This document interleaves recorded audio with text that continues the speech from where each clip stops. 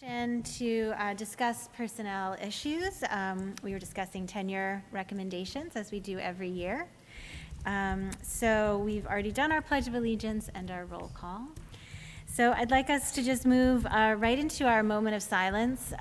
This is just a moment for us to reflect and to commemorate the COVID-19 pandemic anniversary, to take a moment to consider all the people we have lost, and the challenges that we've all faced, and the successes as well that we've all had.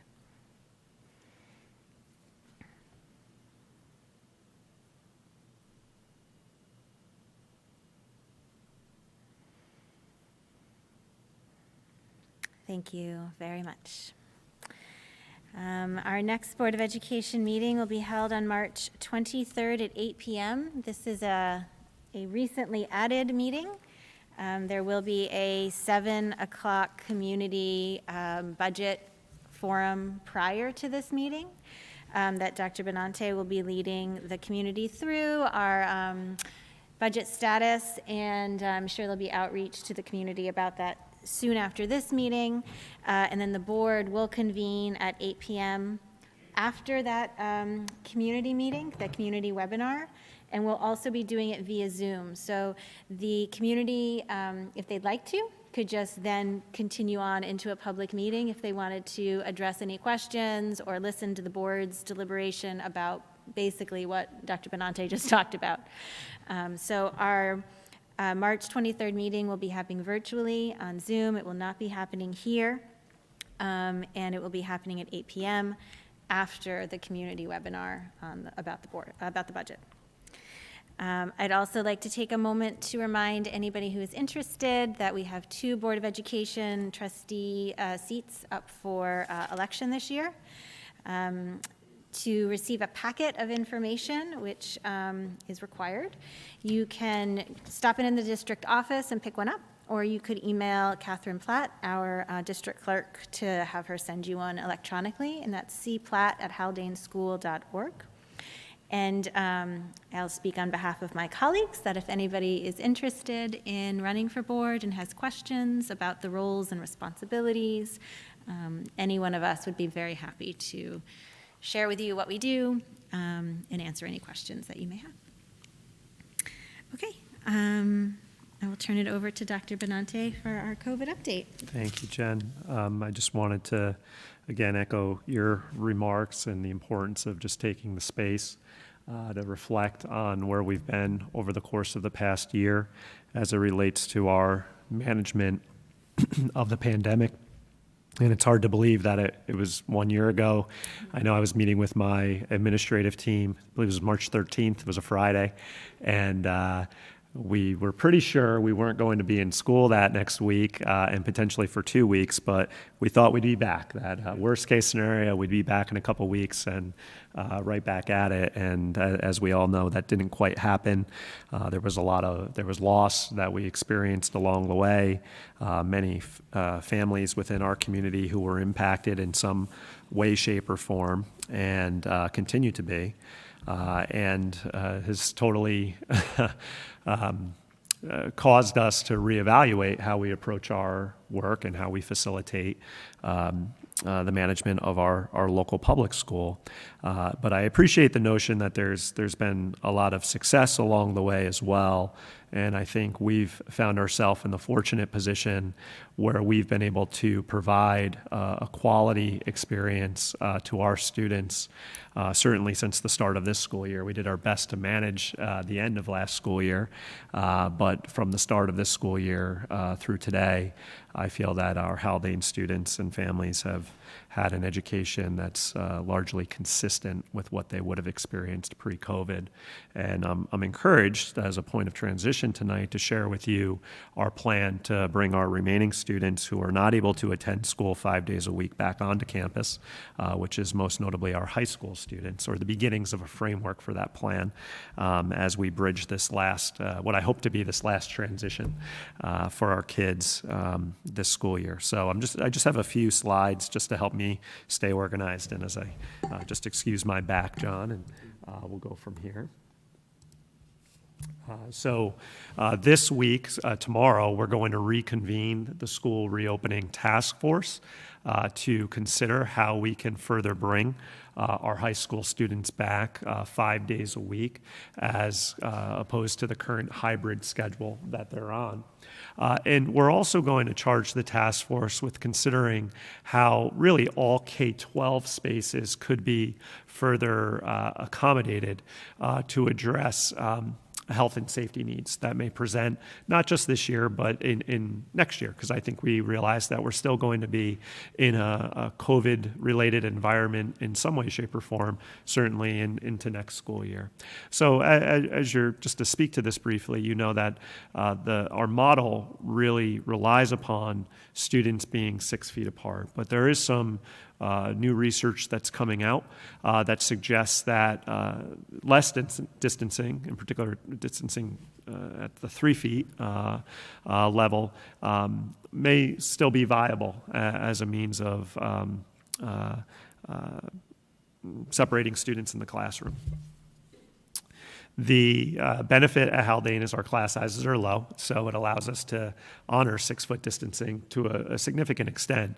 However, we likely will encounter sections or classes like we do at the high school where we may be over the number of students we can accommodate in a classroom and still maintain 6-foot distancing. So that's the dynamic that really is influencing these types of conversations. And there is some guidance on how to handle such that we'll discuss with the reopening task force.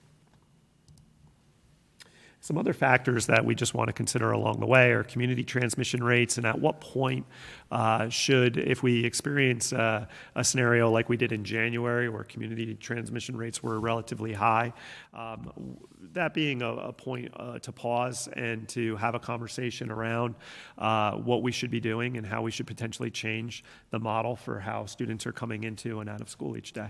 So maybe transitioning to a hybrid model for shorter periods of time while transmission rates are high.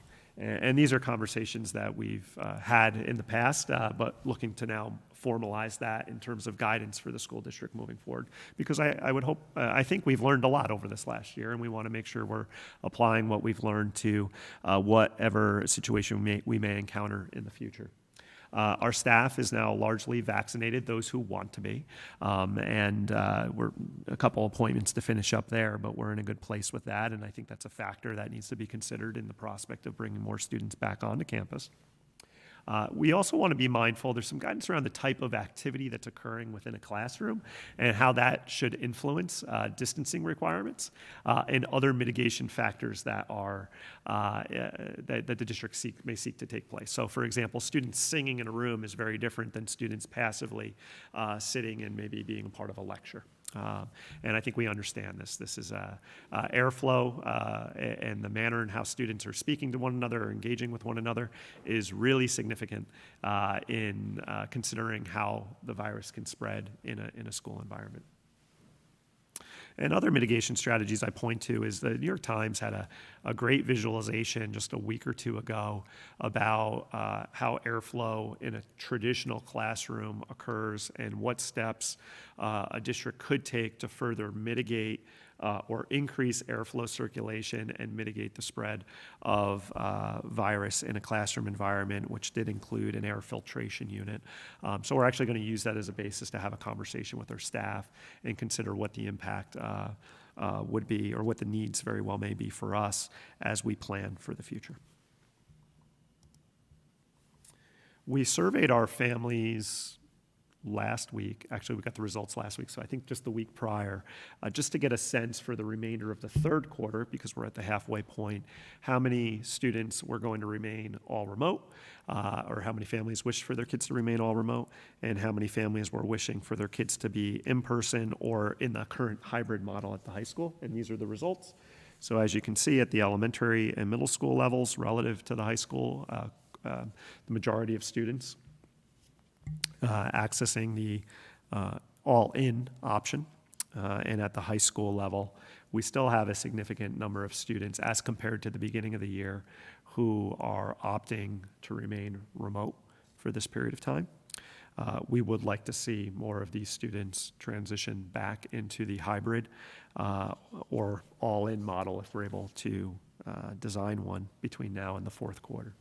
Can I ask a question? Do we know if what makeup of the 80 high school students does it have any impact? Is there any influence of athletics? Yes. In that group, so that kids are staying home, Yeah. so that they don't want to quarantine. They don't want to quarantine. And I think it really comes down to that. And a number of our high school students have had to quarantine at some point over the last year. And I think that there's an inconvenience, whether it be perceived or real, that comes with that. And it's easier to remain at home than it is to come into school and potentially find yourself in a situation where you're getting a call from us and you have to quarantine for the next 10 days. I also have heard, and in speaking with Julia's heard this as well, that there's a social influence as well. If all of your friends are home, there's a desire for you to, that one may have to stay at home as well because everybody's doing it. So why do I have to go to school if all my friends are home? No.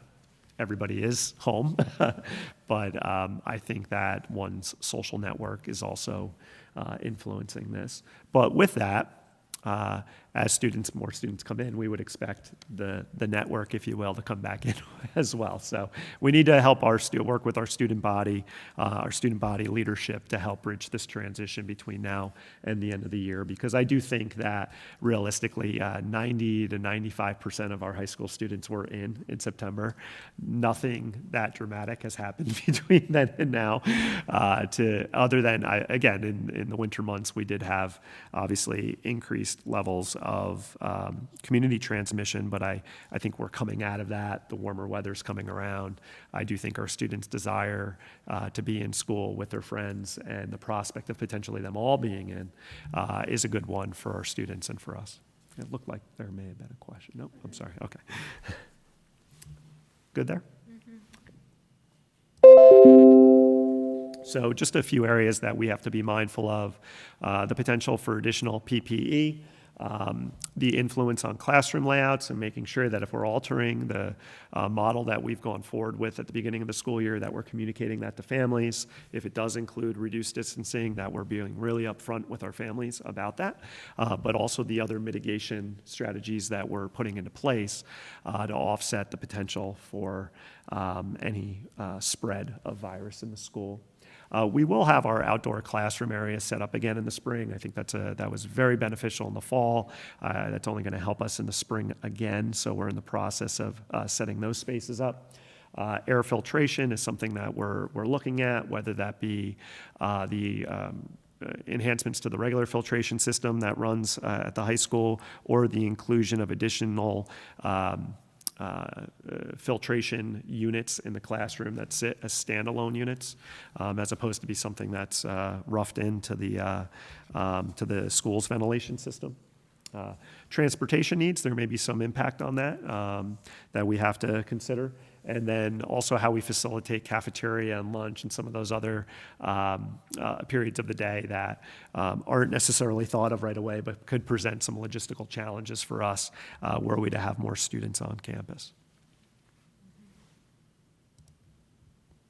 So we're designing this in 3 phases. In the first phase, we consider ourselves in right around now, or starting next week, to the start of the fourth quarter, which would be a planning phase. Now, within this, we do feel that we are ready to invite all of our seniors back into school.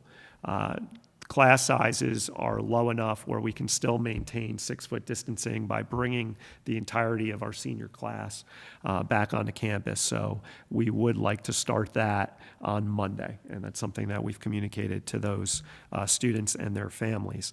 We can't bring our entire student body back 5 days a week, but we did take some liberties there and prioritized our seniors, especially out of consideration that our seniors last school year really weren't able to enjoy a regular traditional end to the school year, which is filled with a lot of fun activities for them. So we want to work and be diligent about trying to provide this year's senior class with those experiences to the extent that we can safely do so. And that starts with inviting them back to school full time. So we'd like to do that starting on Monday. While we plan for the inclusion of our 9th, 10th, and 11th grade classes to come back full time in the next few weeks. So again, we'll use this as a transitional period for that planning between now and the start of the fourth quarter.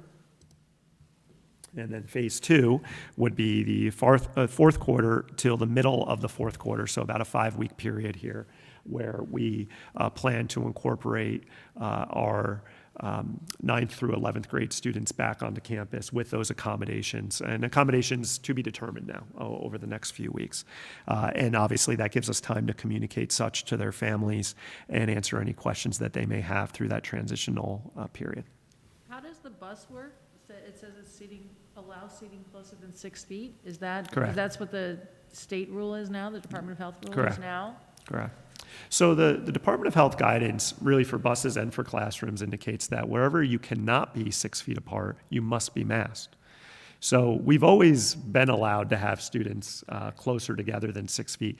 It is recommended that we keep students 6 feet apart to the extent that we can. However, if you need to operate your school, or if you need to have them closer together in order to operate your school or to make school more available to them, they must be masked if they're within 6 feet. So technically, us and every district that I know implemented a higher standard by way of having students sit 6 feet apart and masked. That was not required by Department of Health regulations. But I think that was the right choice, and that's something that we're going to continue to do to the extent that we can do it. But if we want to bring all of our kids back, we have to have them be prepared to be closer together on the bus and in their classrooms.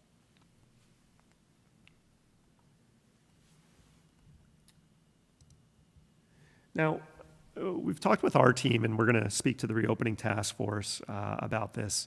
The last 5 weeks of the school year, we'd like to make a concerted effort to directly connect with any family who has opted to have their child still be in an all-remote environment, to see if there's some way we can have those students join us on campus for the last 5 weeks of the school year. And we realize that there's individual family circumstances that may be driving this. Maybe there's someone who's immunocompromised in the home. We totally understand that. And by way of that, we may not indeed be able to have those students in our school, but we at least want to make the point of connection and have a conversation with those families to see if it's at all possible. We think this is not only an important part of concluding this school year altogether, but also the prospect of starting next school year and making that transition for those students more manageable. We think from an educational perspective and from a social, emotional perspective, it would be best if we could try to transition, have students transition back onto campus towards the end of this school year and not having such a significant gap perhaps from when they were last on campus to the fall. If you consider that last March to to the upcoming September, that will have been almost a year and a half for some of our kids, and that's a long time to be out of a formalized school environment. So we'd like to use the last 5 weeks of the school year as a point of transition, again, if families would wish to entertain that with us. If not, obviously we'll continue to accommodate those families through remote instruction, but we do want to leverage that, seeing it as a time when, again, community rate of infection hopefully is very low at that point. We're maximizing the use of our outdoor space, typically mid-May through June, or at least we would envision such. And similar to what we said in the fall, it's likely to be the safest time that one can be in school as compared to other points in the school year, given what we know now. And that's it. So just a brief update tonight on our next steps there. And again, we'll be meeting with the school reopening group tomorrow to start the process. Can I just, first of all, I love the proactive reach-out approach to the remote families. I think that's really, Thanks. that makes so much sense, and it's really caring and compassionate. about trying to just like open arm everyone back. Yeah, that's the goal. I mean, I think that's fantastic. My question is, do we have a sense of how much money this is going to cost? So we're bringing people back, there's more PPE, there's barriers, there's other accommodations that may or may not need to be made. Is there a sense of how expensive that's going to be, where that money's coming from? I think, not yet, but that's something you're going to hear from me and likely Tim in some way, shape, or form in the coming weeks. And what we want to define is specifically what is the PPE, or what are the additional space accommodations that need to be made, because the prices vary dramatically.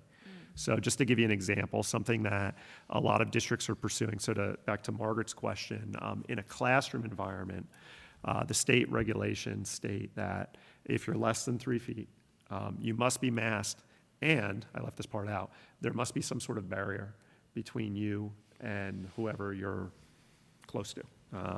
So what a lot of districts are doing is they're pursuing the purchase of these desktop barriers that sit on top of the desk. It almost makes it a cubby, if you will, as a means of creating separation between you and the student who's sitting in front of you, sort of, and the student who's sitting alongside of you.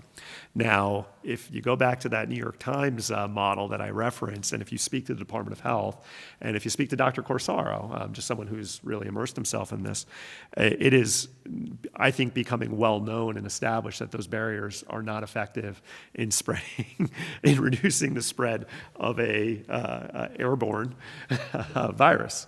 The barrier doesn't help that much. Masks help, and double masks even better, but the state regulations still establish there must be barrier. So now, and the cost of those are very expensive. They can run north of $100 per desktop. Some are hundreds of dollars per desktop. Yet, if you speak to the Department of Health and Dr. Corsaro, they will say a face shield is actually more effective if needed. And if you recall, if you go to the hospital, what is someone wearing? They're wearing a mask and they're wearing a face shield. That's actually more effective than putting the barriers up. So some districts are getting guidance from the Department of Health and approval from the Department of Health to pursue that option if and when you have to put students closer than 6 feet together. And that's much more affordable. The cost of a face shield is rather insignificant as compared to one of those barriers. We need to sit with that and work with it for a couple of weeks to determine what's going to be right for Haldane. We want our staff to feel comfortable, and we want our students to feel comfortable, and our families to feel comfortable. So, this is the time now to get into that conversation and determine what the appropriate accommodations are. One last thing is just the Hepa filter units, which are helpful. Those can be pricey, but the benefit of being small, they run typically about $300 to $400 for a unit for classrooms roughly the size of our classrooms here. So if you think about our high school in the short term, there's about 20 spaces there that we would need to accommodate. However, we want to be mindful that we may need to do this in other sections or other classes next year. So it's not going to be cost prohibitive, but there will be a cost. Right, and I could see a HEPA filter being something that we continue to use even post-pandemic as good practice. Yes. The plastic barriers, I mean, what are they going to be used for? Post-it notes? It's like, Right. No. We'll have a closet of them somewhere post-pandemic. There'd be an And that's what iron we crafts. want to be really mindful of, because some districts have run up costs of tens of thousands, bigger the district, hundreds of thousands of dollars for desktop barriers that we may not have any use for. Hopefully, we'll have any use for in short time. I know that our two interventionists at the elementary school level will be busy so long as there is at least one child remote. But I was curious to know, if and when students do return, how are they deployed? I know before there was a plan for administrative duties or extra in-class support. Yeah, we'll certainly make good use of them. And when it comes to intervention, we always could be, and I like how we titled our interventionists, because even if all of our all-remote students come back, there's still a level of additional intervention support that we could be providing to our elementary students, whether it be through math support or ELA support. So I don't think we'll have any problem coordinating how to best utilize them, whether it be through the traditional academic intervention model, providing a level of additional support through our co-taught classrooms for our special education students. We won't have any problem there. I just have a quick question. You mentioned community transmission rates earlier. To date, community transmission, am I thinking this correctly? Community transmission rates have not had an impact on any Putnam schools. There's been the community is at X, therefore the school has an implication. Is that correct? Correct. Okay, all right. It was heading in that direction. Yeah, no, I thought we were there. Referenced the metrics back in November, and but yet the state seemed to forego after it happened elsewhere in the state. But it did not happen in Putnam. Right. And the state seemed to abandon that model as a basis of restricting school activity right around almost as soon as they started implementing it. So, yeah. However, just to your point, the CDC's recent guidance has suggested and has a matrix for helping local communities guide their decision-making process for when considering when community transmission reaches a certain threshold that should prompt us to consider whether or not we should be limiting activity within the school. So, thought process that makes sense to me. If and when we were to see our community numbers cross these thresholds, that may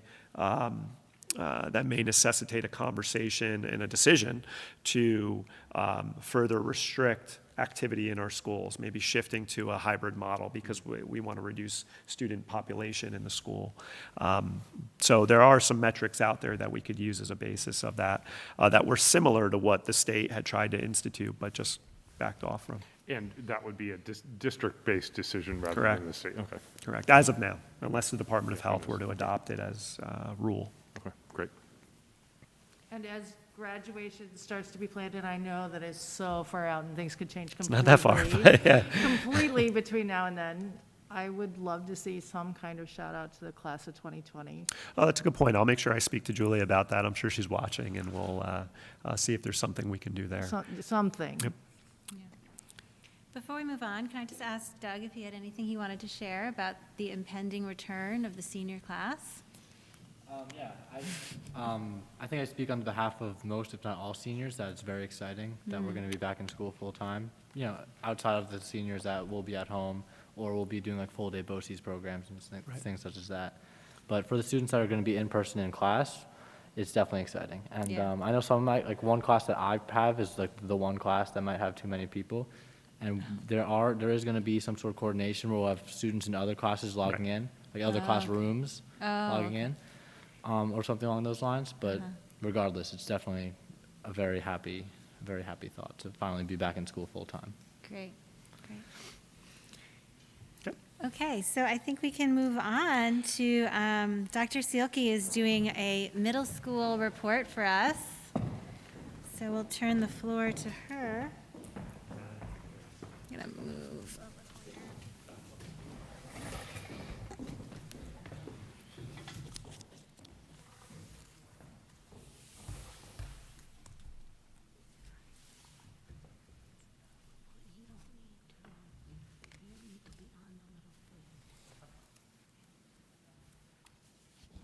Good evening, everyone.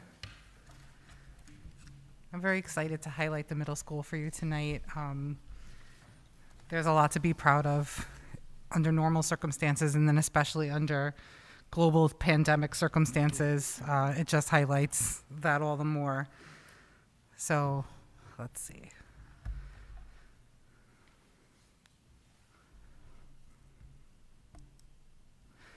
So, this is an introduction and overview of the pedagogical philosophy guiding Haldane middle level instruction.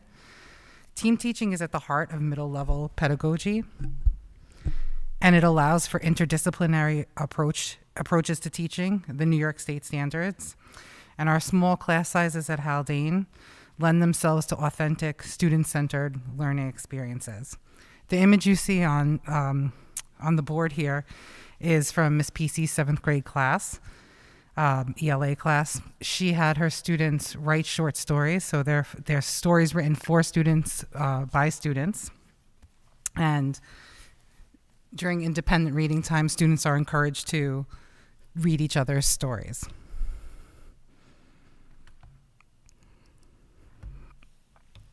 So the middle school's goals mirrored the district's goals for the first of those being continuity of instruction, which you've heard a lot about. So Haldane Middle School has been so fortunate to have the opportunity to have in-person learning 5 days a week since the very beginning of school. That can't be understated. We were able to do so by following all of the guidelines determined by NICED, by the CDC, and by the district in the reopening planning process. What you see pictured here are 7th grade students posing in front of their work using the full option science system, which was researched, identified, and recommended to the board 2 years ago to update our science curriculum to align with the next generation science standards.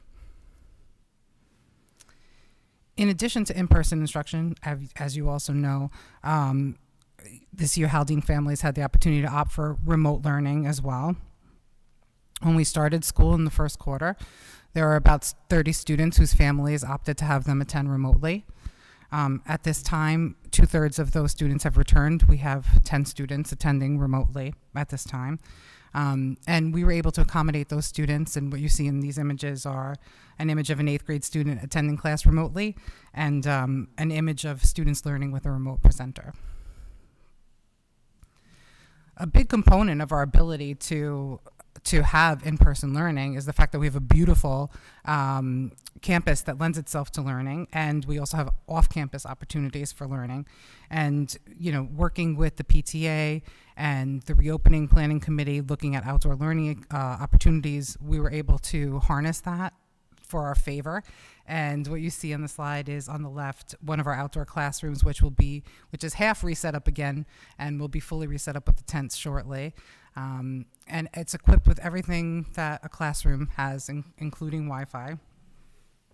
And in the center picture, that is Coach Caldiero and Coach Crow's physical education classes taking a hike down to Little Stony Point. And on the far right, one of Ms. Gesson's DCI sections taking a trip to the firehouse to look and see how they could do a community project at the firehouse. So all of these are opportunities we were able to take advantage of.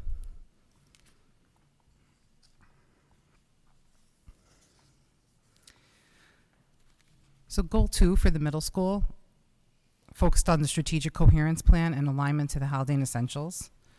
So during the strategic coherence planning process, the Haldane community identified critical thinking, problem solving, communication, growth mindset, emotional intelligence, and wellness as essential attributes that we want our Haldane students to attain in their K-12 education. So throughout the year, despite COVID, we wanted to focus on the Haldane Essentials and begin to align and bring the essentials and allow them to manifest in the middle school. So we asked questions like, what do these essentials mean at the middle level? Where do they live at the middle level? And this work has taken place during faculty meetings, self-studies, and group discussions with our teachers. Yes.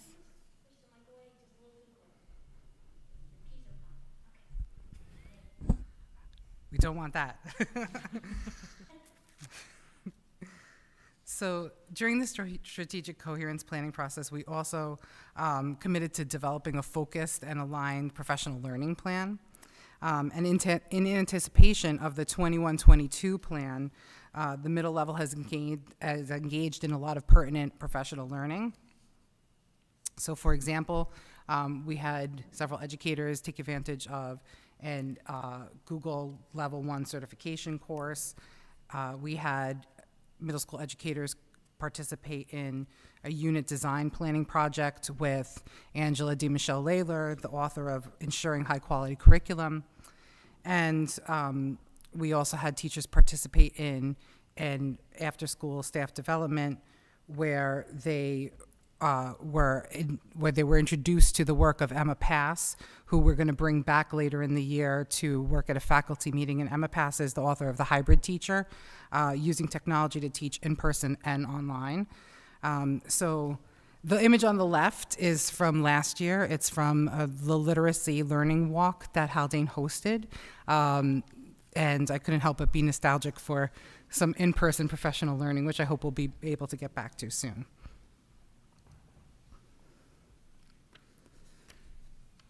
So the strategy 4 from our strategic coherence plan focuses on student supports.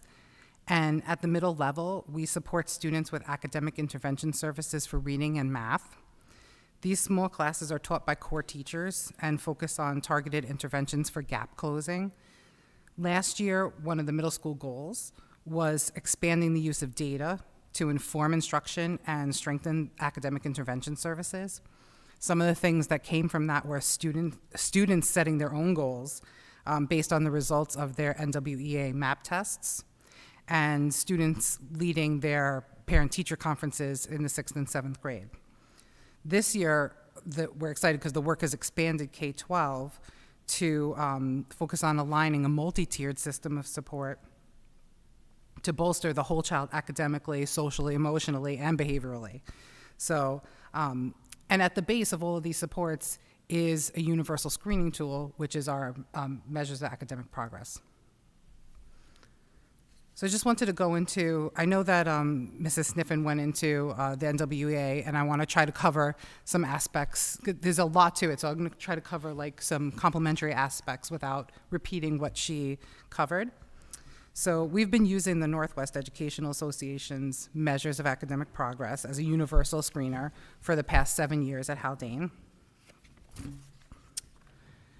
And this assessment is given to every student at least twice a year, with additional administrations given to monitor progress when necessary. So these are computer-based assessments. The students take them on the computer, and they're comprised of short answer questions to assess reading and math skills.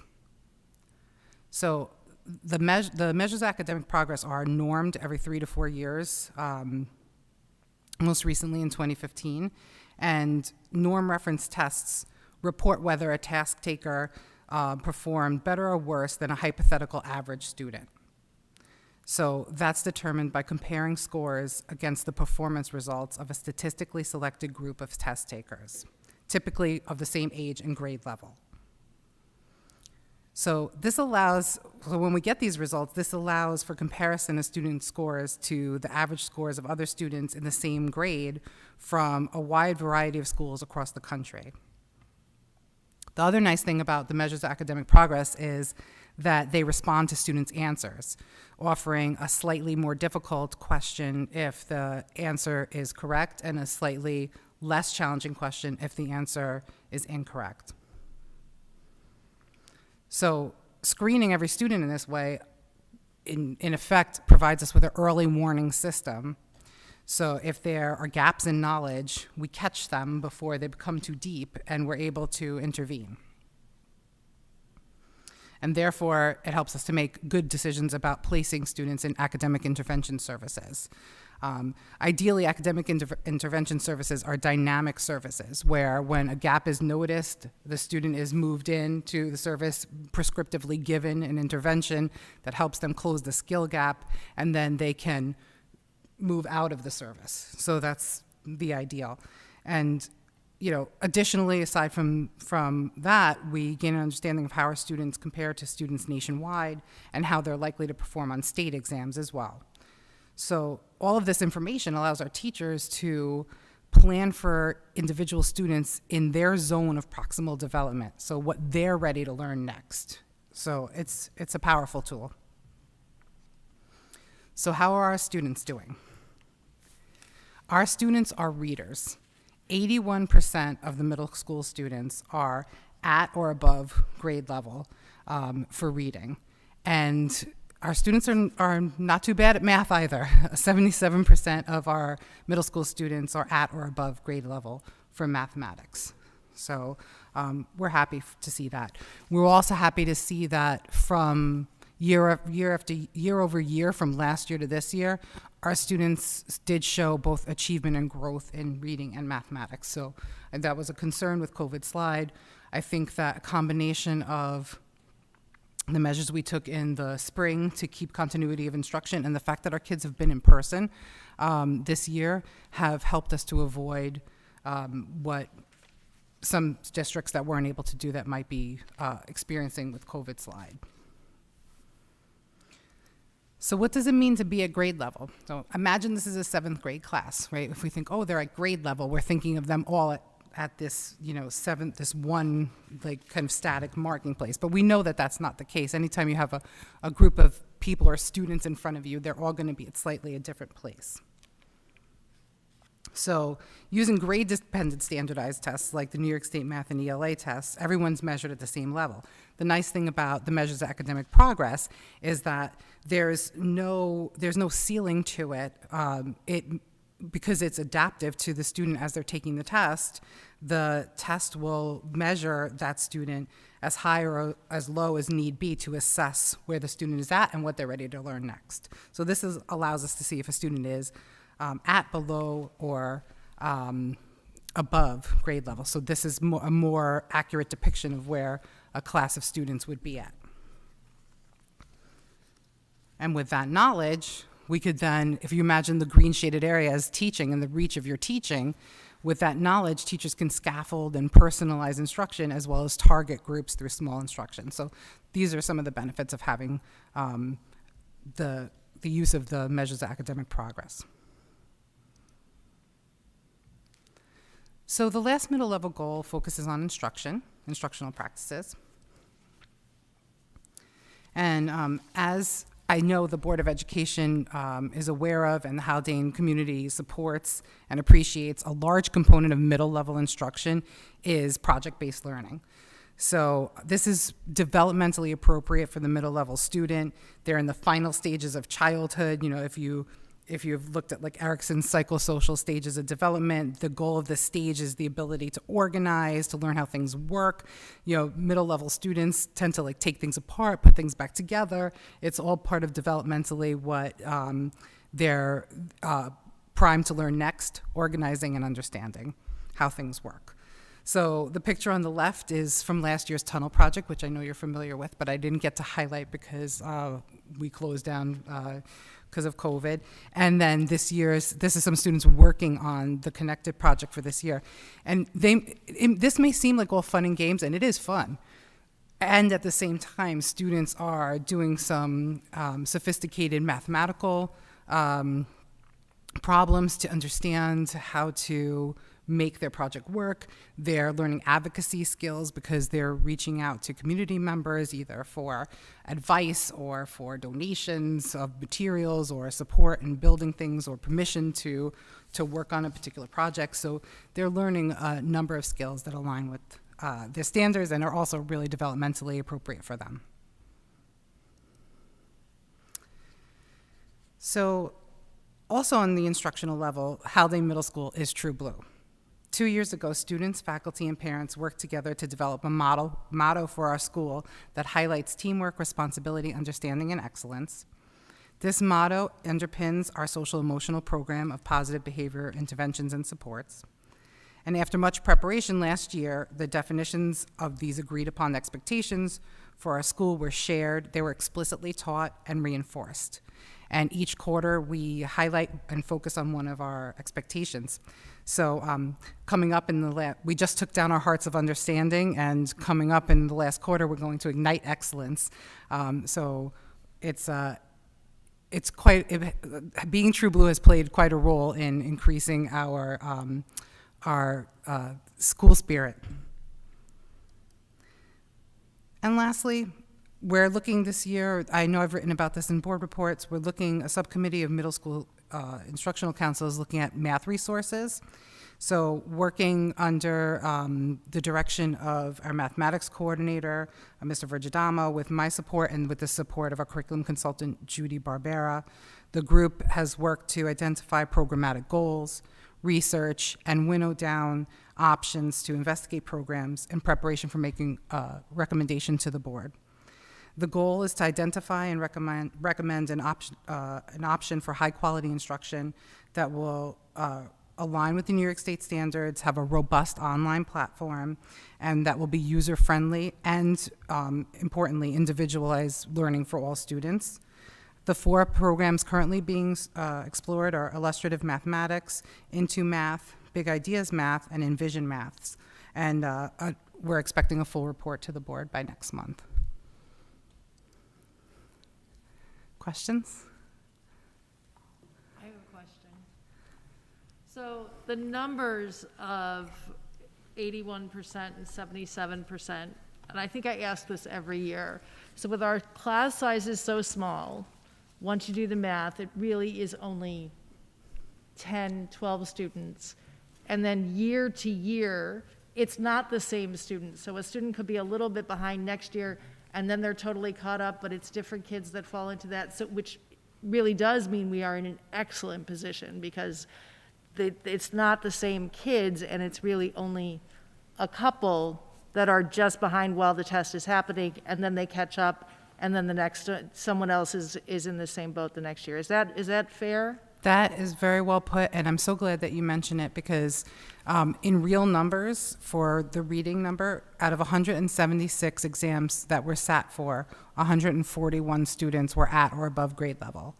And for the math, out of 174 exams that were sat for, 135 students were at or above grade level. So we are in excellent condition in terms of the progress of our students. And in terms of the handful of students that need those supports, you're absolutely correct. That does change from year over year. And what our academic intervention services allow us to do in those small group settings is intervene, assist the student in closing that skill gap, and then they move out of the academic intervention services. So it really is a prescriptive way to support our students to make sure that they're ready to learn what's next. So thank you for bringing that. I don't have a question, but I do feel obligated because of the mask to, at least, my face was doing lots of things to express how pleased I am, but my eyes can only do so much. So I just, wanted to say that the progress is wonderful, and thank you so very much. Thank you. At the risk of being a wet blanket, I would be surprised if there's complete turnover of the students who aren't at grade level from year to year. I mean, I think it's great that there is in and out, but my guess is that there's a group of students that does stay below grade level and a group that's on the cusp all the time. But it sounds like with MAP, you're able to follow that, and that you all are experiencing it as a useful tool to identify the students who do need either tier 2 or tier 3 support. And that's my wet blanket piece. If that's the wet blanket, I'll take it, because it's absolutely true. I think that there's a small percentage within that small percentage that maybe year after year requires support or exits academic intervention services, and then if a new concept is introduced that the skill set is still not strong enough, they may re-enter academic intervention services for that for a time. So they may come in and out. Yeah, and I know I remember when, Mrs. Sniffen was so excited about the MAP. It was the idea that you would have this regular data to help you identify those students. So that was my wet blanket piece. The other thing, though, and I think knowing what the MAP says, because it's a nationally normed test, is really good. In my experience, and this is a little wonky, of looking at data like nationally normed tests and New York State tests, that the New York State tests are, my perception is that if you look at a New York State test, the percentage of kids who aren't meeting, for example, benchmark according to state standards might be higher compared to like a nationally normed test. Is that, and I'm wondering if there are any implications for that. Because don't get me wrong, I think the MAP's really important, and I don't think that the New York State standards, the New York State standardized tests are the end-all and be-all, but I was sort of wondering, that's my impression, and is that right, and what are the implications of that? I don't know. It's an important point because, you know, each set of assessments has value.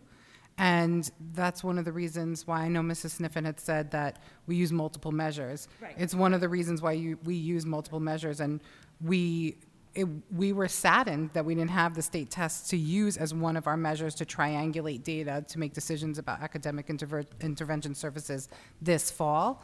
I did include a slide in the appendix in case folks were interested on the difference between New York State exams and the measures of academic progress tests. So, and they're hard to compare. You know, it's hard to say that, the New York State tests are harder because it's not a apples to apples comparison. So, you know, the goal with the New York State exam is, did the student meet or exceed this grade level standard? Whereas the goal with the MAP test is, what is the student ready to learn? So, you know, one of the benefits of the MAP test over the New York State exams is that we receive the results immediately. And I know that's something that right now our region is in an advocacy period with Albany to talk about what could we capitalize on the fact that we've been forced to change how New York State assesses. And one of the things that is being asked of the state is, could we turn around that information, those test scores from state exams more quickly so that we could actually utilize the data in a more beneficial window. So that's another way. The other idea is that the New York State exams have a ceiling, whereas the MAP tests, you know, they'll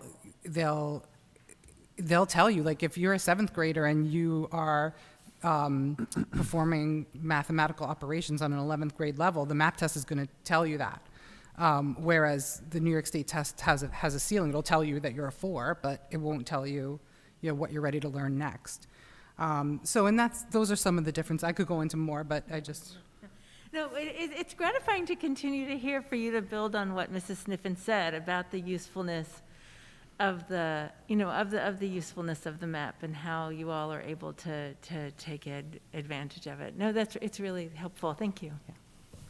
I have one question, and this is, I know it's a relatively small sample size, but I'm curious to know if you're also gathering data on the difference between those students that have been remote versus those who are in school, and if that's if that's meaningful information, or if, you know, once we are all together, once again, we will just determine what that intervention is, whether you are in remote or otherwise. Yeah. That's a good point. And because we do have such a small number, we have only been gathering data anecdotally. And the anecdotal data is that nothing replaces the efficacy of in-person instruction. We have not, though, delved into any hard data collection. Yep. I would just ask a quick sort of follow-up on that. Are the data normed to anything other than grade level? Do you get into ethnicity or gender or socioeconomic or anything like that? Or is it just 7th graders? No. For the measures of academic progress? Yep. They're normed on several factors, Okay. you know, across the nation for students. I do think that they go into demographics, but I'm not studied enough to tell you which. Okay. But I can get that answer for you. All right, that's fine. I was just wondering whether there's any implications for us, and I realize that we have a small sample size, but if you're norming against everybody, what does that show?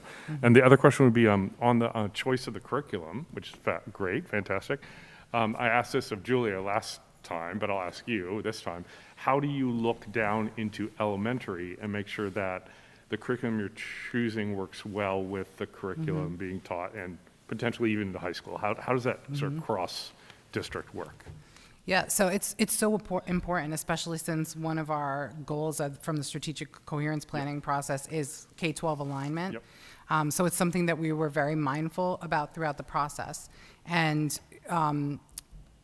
Vergidamo meets as a department with the high school. Okay. So there had been many conversations there where he's been keeping Mr. Sassano, who's the department chair, and the high school math teachers apprised of what the small subcommittee on the middle level is finding in terms of resources.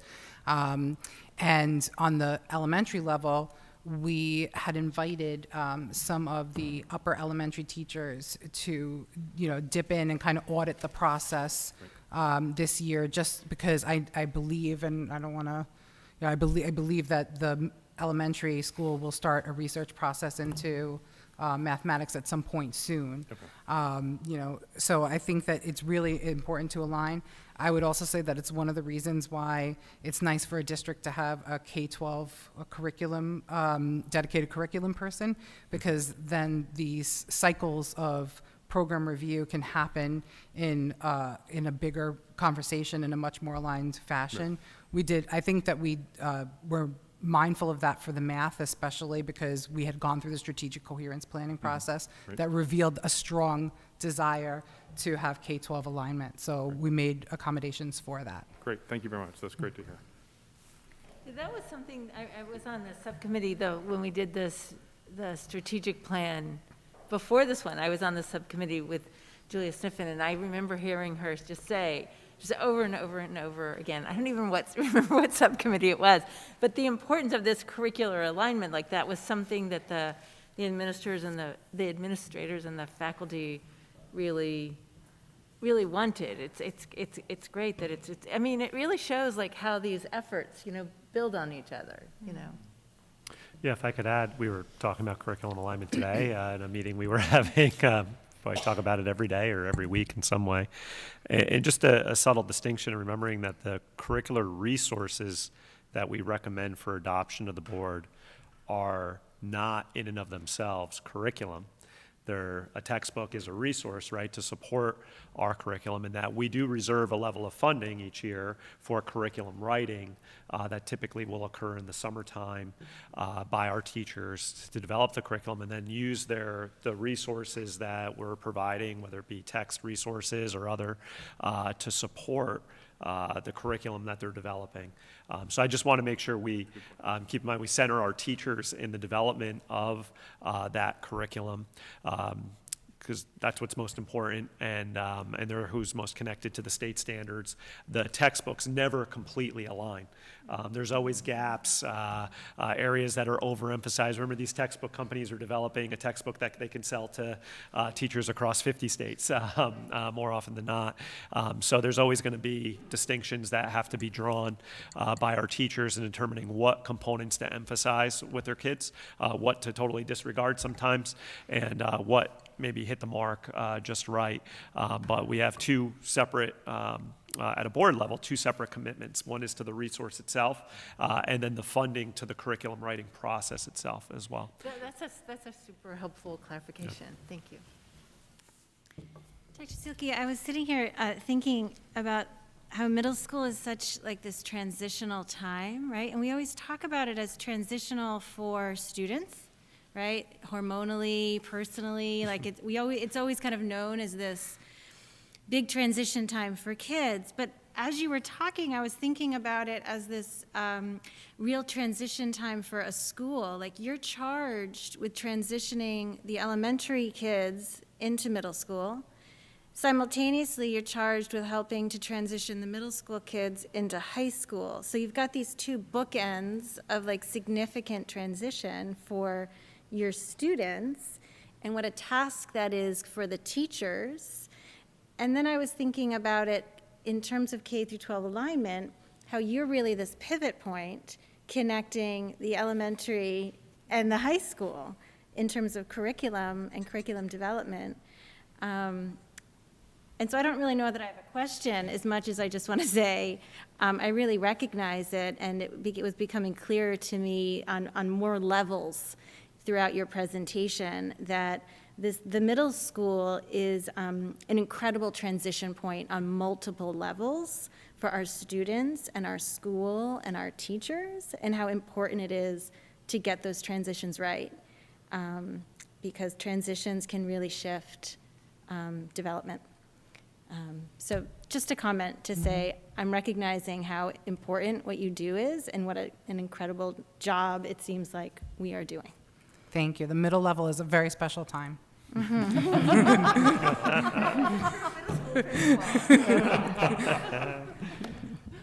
true. Any other questions for Marianne? Okay, thank you so much. Thank you. So with that, I'll transition to, no pun intended, to the budget presentation. Marianne, I'm actually going to come up there. However, Yeah. you can stay because you seem to be able to see the screen okay, and I can't, so maybe you can help me when I pull the next one up. I'm joking.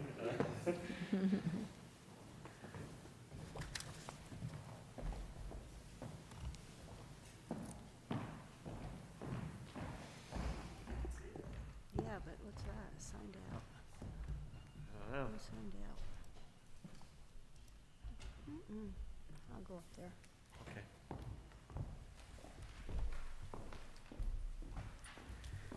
Had you signed in initially, Ann?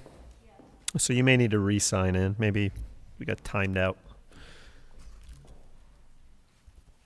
Do you need me to click sign in? Is that you?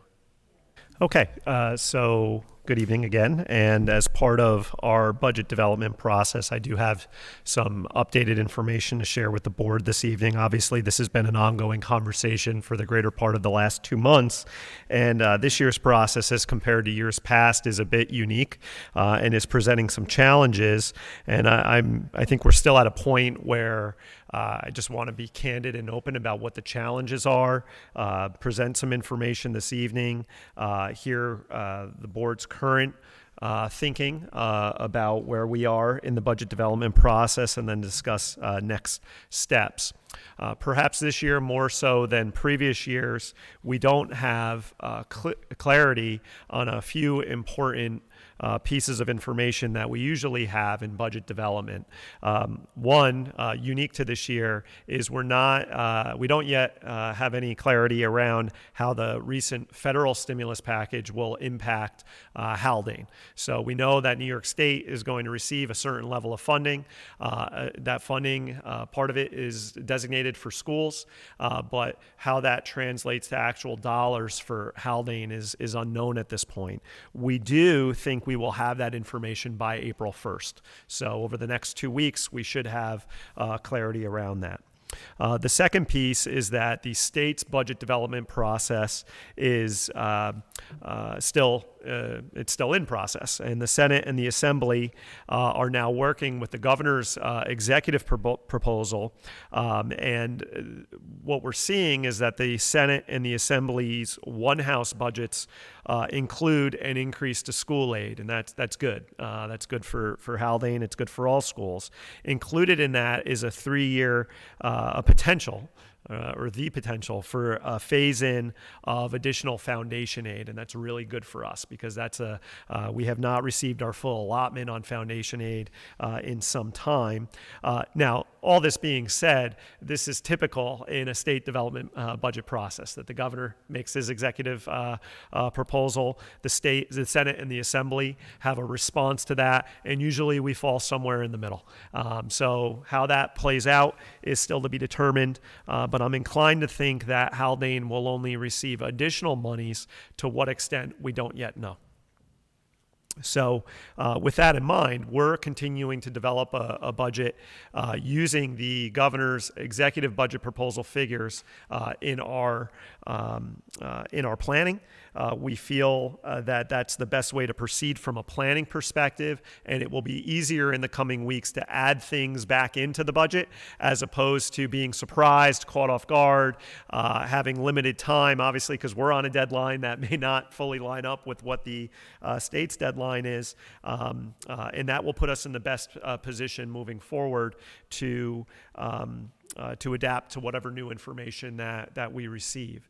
I say that knowing that there may be some anxiety with some of the information that I share tonight, but I really do think in the coming weeks it's better to approach it this way than it would be to be caught off guard by anything. And that's just I think unfortunately the position that we're in and how we have to approach this. And it's how we are approaching it on an administrative level. So these first few slides are going to be familiar to you because it's largely information that's already been presented to the board. Our property tax cap is coming in right now at 1.8%. This is the lowest that the tax cap has been since the 2016-17 school year, and I'm going to speak a little further to that in a couple of minutes. As I just mentioned, it's unclear exactly how federal stimulus money will impact. I I do think the federal stimulus money will be likely minimal. The state, the work that's going on at the Assembly and the state Senate right now, that could have a real impact on us depending on how that fleshes out in the next couple weeks. Just as a point of comparison, this is the budget-to-budget, levy-to-levy increases over the past 7 or 8 years or so. So going back to 2014-15, all the way through what we're projected to be at next school year. I realize that's not final. And again, oh, by the way, we did load this into your executive content if you want to access it in front of you. I realize the screen can be difficult to see. For those of you who are physically here, it displays a little better for those who are watching at home.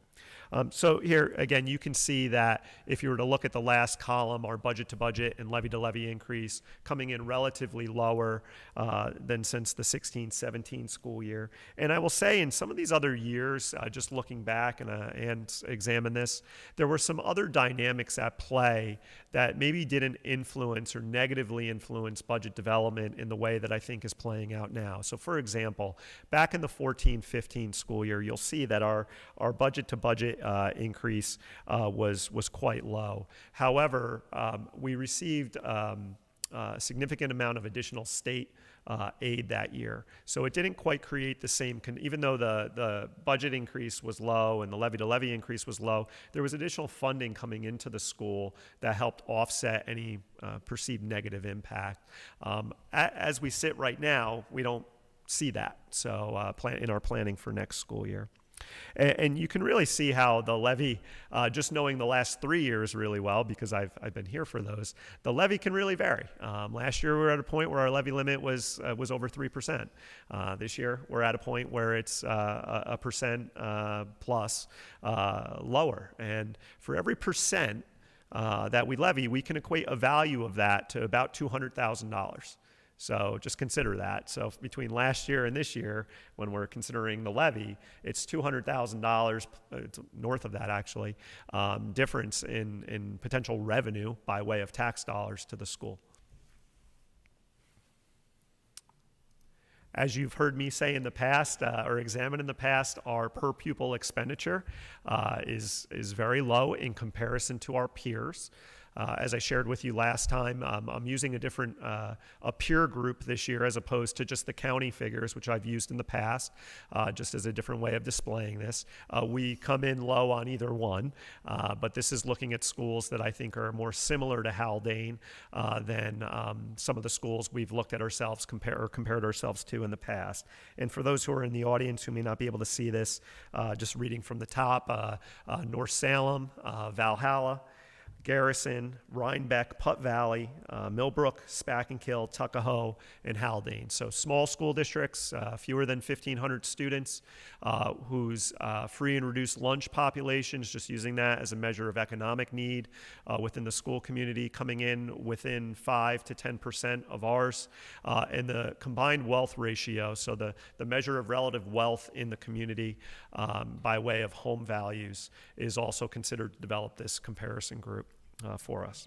Whereas sometimes, if you were to consider county-based schools, the townships and the communities within Putnam County can really vary by those factors. So I thought this was a better view or glimpse into look at our spending compared to per pupil spending as compared to others.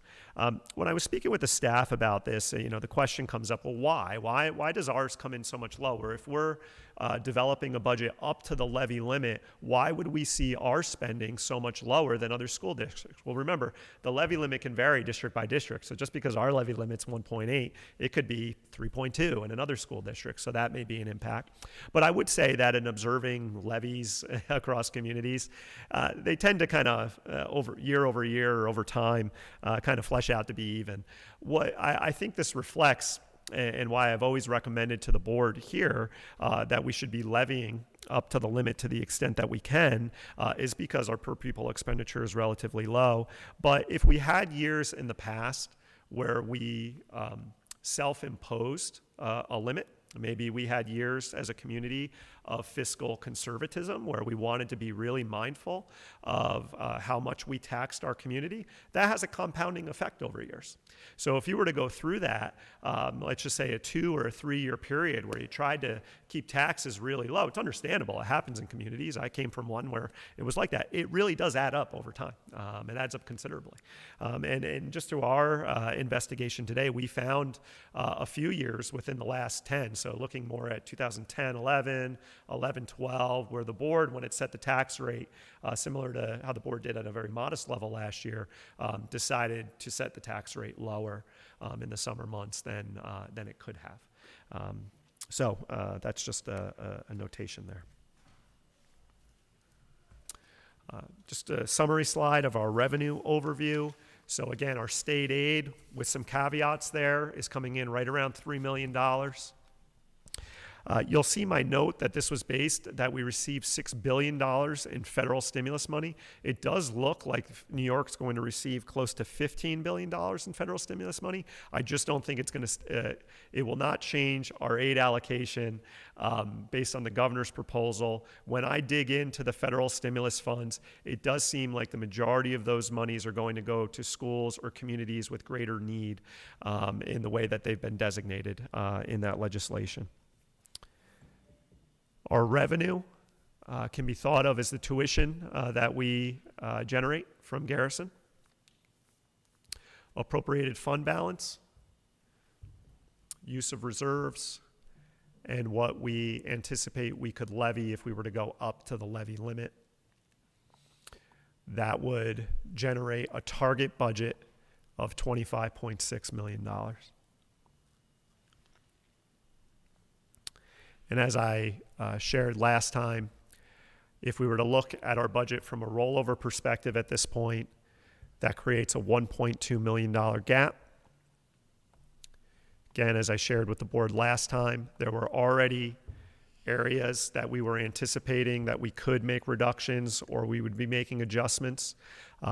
What stands out are the use of our interventionists. We had created those positions at the beginning of this school year in response to the COVID pandemic and the need to accommodate all remote learners. That was considered to be a one-time cost. We put that out there as such. So that will come off or out of the budget for next school year. We already are anticipating a level of breakage due to a retirement, two retirements, excuse me. And there was, I'm sorry, two retirements. Yes, and we had the breakage related to transition at the high school with the change of positions in the guidance counselor position. We are already anticipating increased funding or a need for increased funding for out-of-district special education placements for next school year. So that's an add there. We refinanced debt to the district's benefit. We received the final rate adjustment for TRS.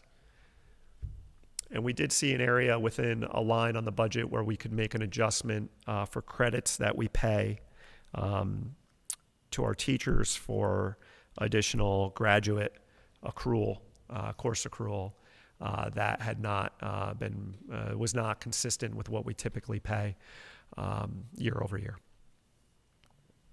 So with those adjustments considered on the rollover budget amount, that still leaves us with a deficit of approximately $840,000. Now, the charge at this point from a planning perspective for the administration, so me and my team, was to examine our spending across several areas and to consider,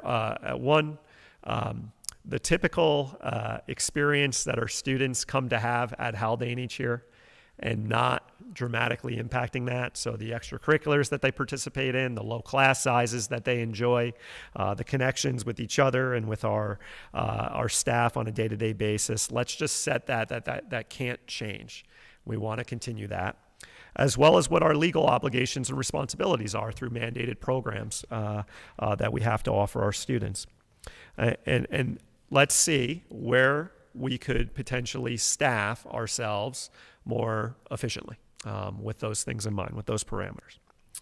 So With that, a number of the reductions that I'm going to just illustrate this evening could be made, not all of them, but a number of them could be made without having a direct impact to a Haldane student. A Haldane student will still have relative the same class sizes, a comparable level of support if they are a student who requires additional support, and access to the same extracurricular programs or co-curricular programs that they currently enjoy. So the majority of these. And I'll try to qualify where I feel a potential area of reduction that I'm presenting where that would change the experience that our kids typically have or our families typically have here. So these were the areas that we examined. How we are organized administratively, how we deploy our support staff by way of our aides and our teaching assistants, how we utilize our related service staff, our speech supports, occupational and physical therapy, our class size and structure to see if there's any potential adjustments we could make. And we would call this, I don't love the term, but right sizing, essentially where we may have more students leaving a school than are coming into it, so we can make an adjustment but still have the same class sizes that we've always had because of those transitions.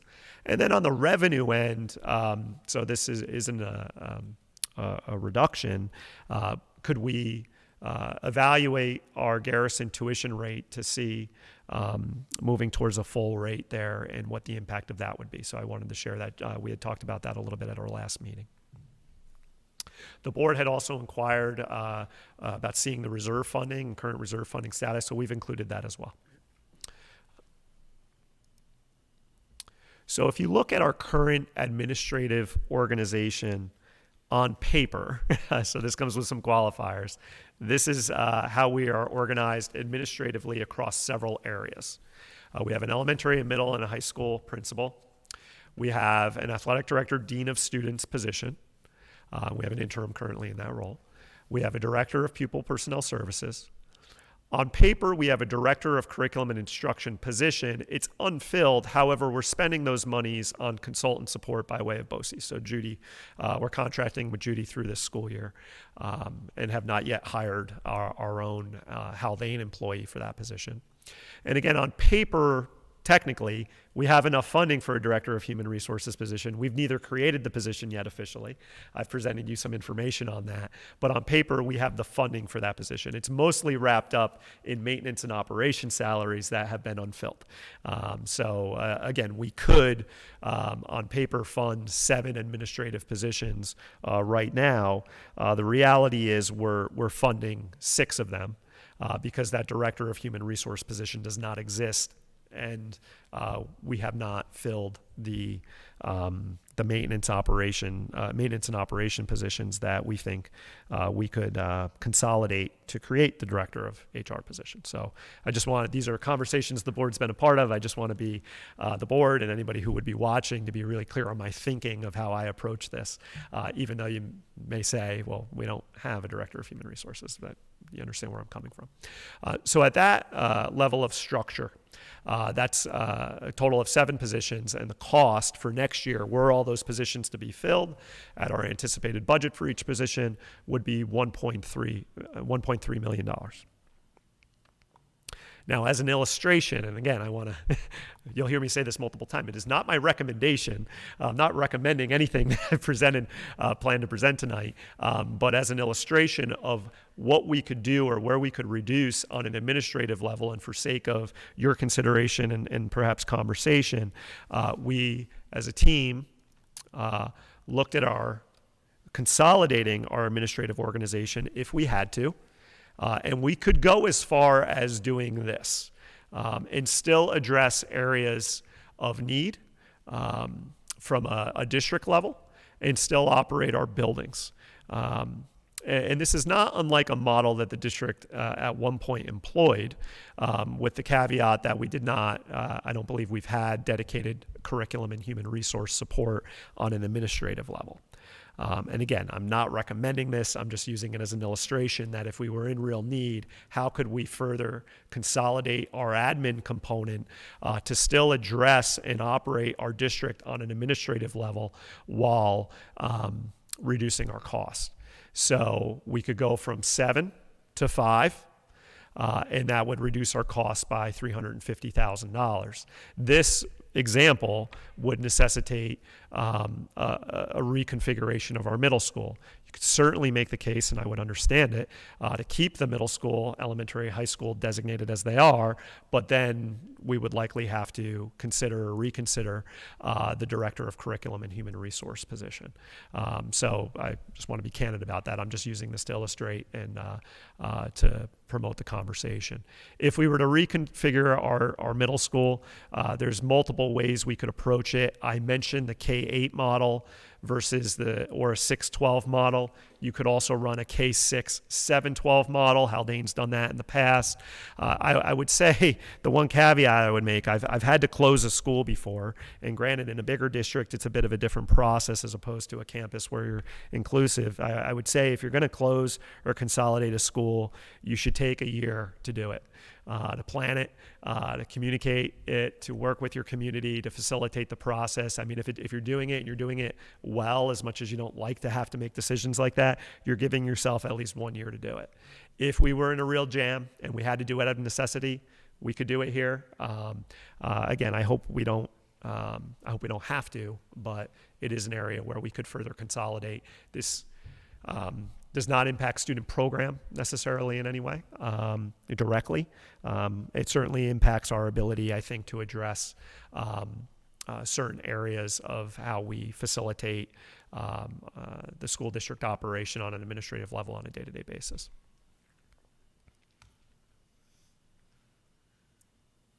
I would also just like to add that were we to keep the school model the way it is, but consider just doing away with the curriculum and human resource, I think there's an impact there on some of our longer term goals and objectives. When we talk about recruitment, when we talk about retention of staff, obviously we spoke of human resource needs just last month. I think there's an impact there. When we talk about curriculum alignment, which we've talked about a lot over the last few years, there's a couple examples we'll share with the board from a conversation today and some of the curriculum work where we really feel are great examples of what we mean when we talk about curriculum alignment with the Haldane essentials embedded into student experience in the classroom in an articulated way. That work won't, I don't see that work happening well or in any expedited fashion without leadership at the curriculum level. All right. So a second area that we examined was our use of support staff, and this has been a continued area of review each year for us.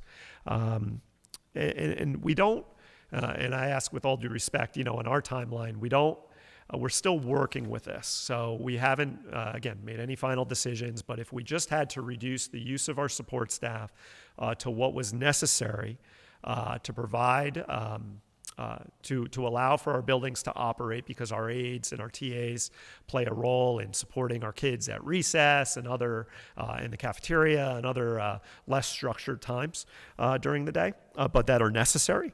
And they also play a role in supporting students with learning differences through IEP mandated supports. So as we examined our aide and teaching assistant schedules, we anticipate that we will be able to make reductions to how we are staffed in this area for a couple of reasons. One, we do have some students who will be graduating who carry with them a level of teaching aid support. So since those students are moving on, we don't have necessarily a need for the continued aid support that was provided as part of those students' educational programs. And we have to do our part here to also project, to the extent that we can, what supports may be necessary to support students who have aid support designated on their IEPs to next school year, and we have done that. So these reductions, aside from, again, the students who we have leaving the school system, do not include reducing any mandated services that we're required to provide. They're just areas where we feel we could be more efficient in how we deploy our staff without impacting any mandated requirement there. Specifically how many in each title, we're still working with. Generally, it's going to come in to be somewhere between 4 and 5.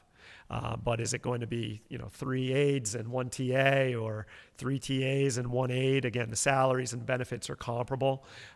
We're just not quite there yet. And we need a little bit more time to work on that.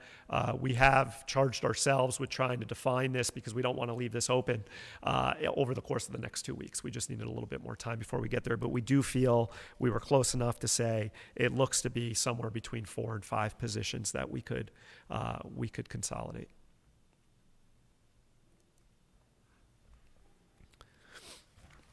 Now, at the class size and structure levels, we're currently enjoy some of the lowest class sizes in the region. And I say that it's an important part of our program here. It's what many families have come to expect as part of their children's experience at Haldane.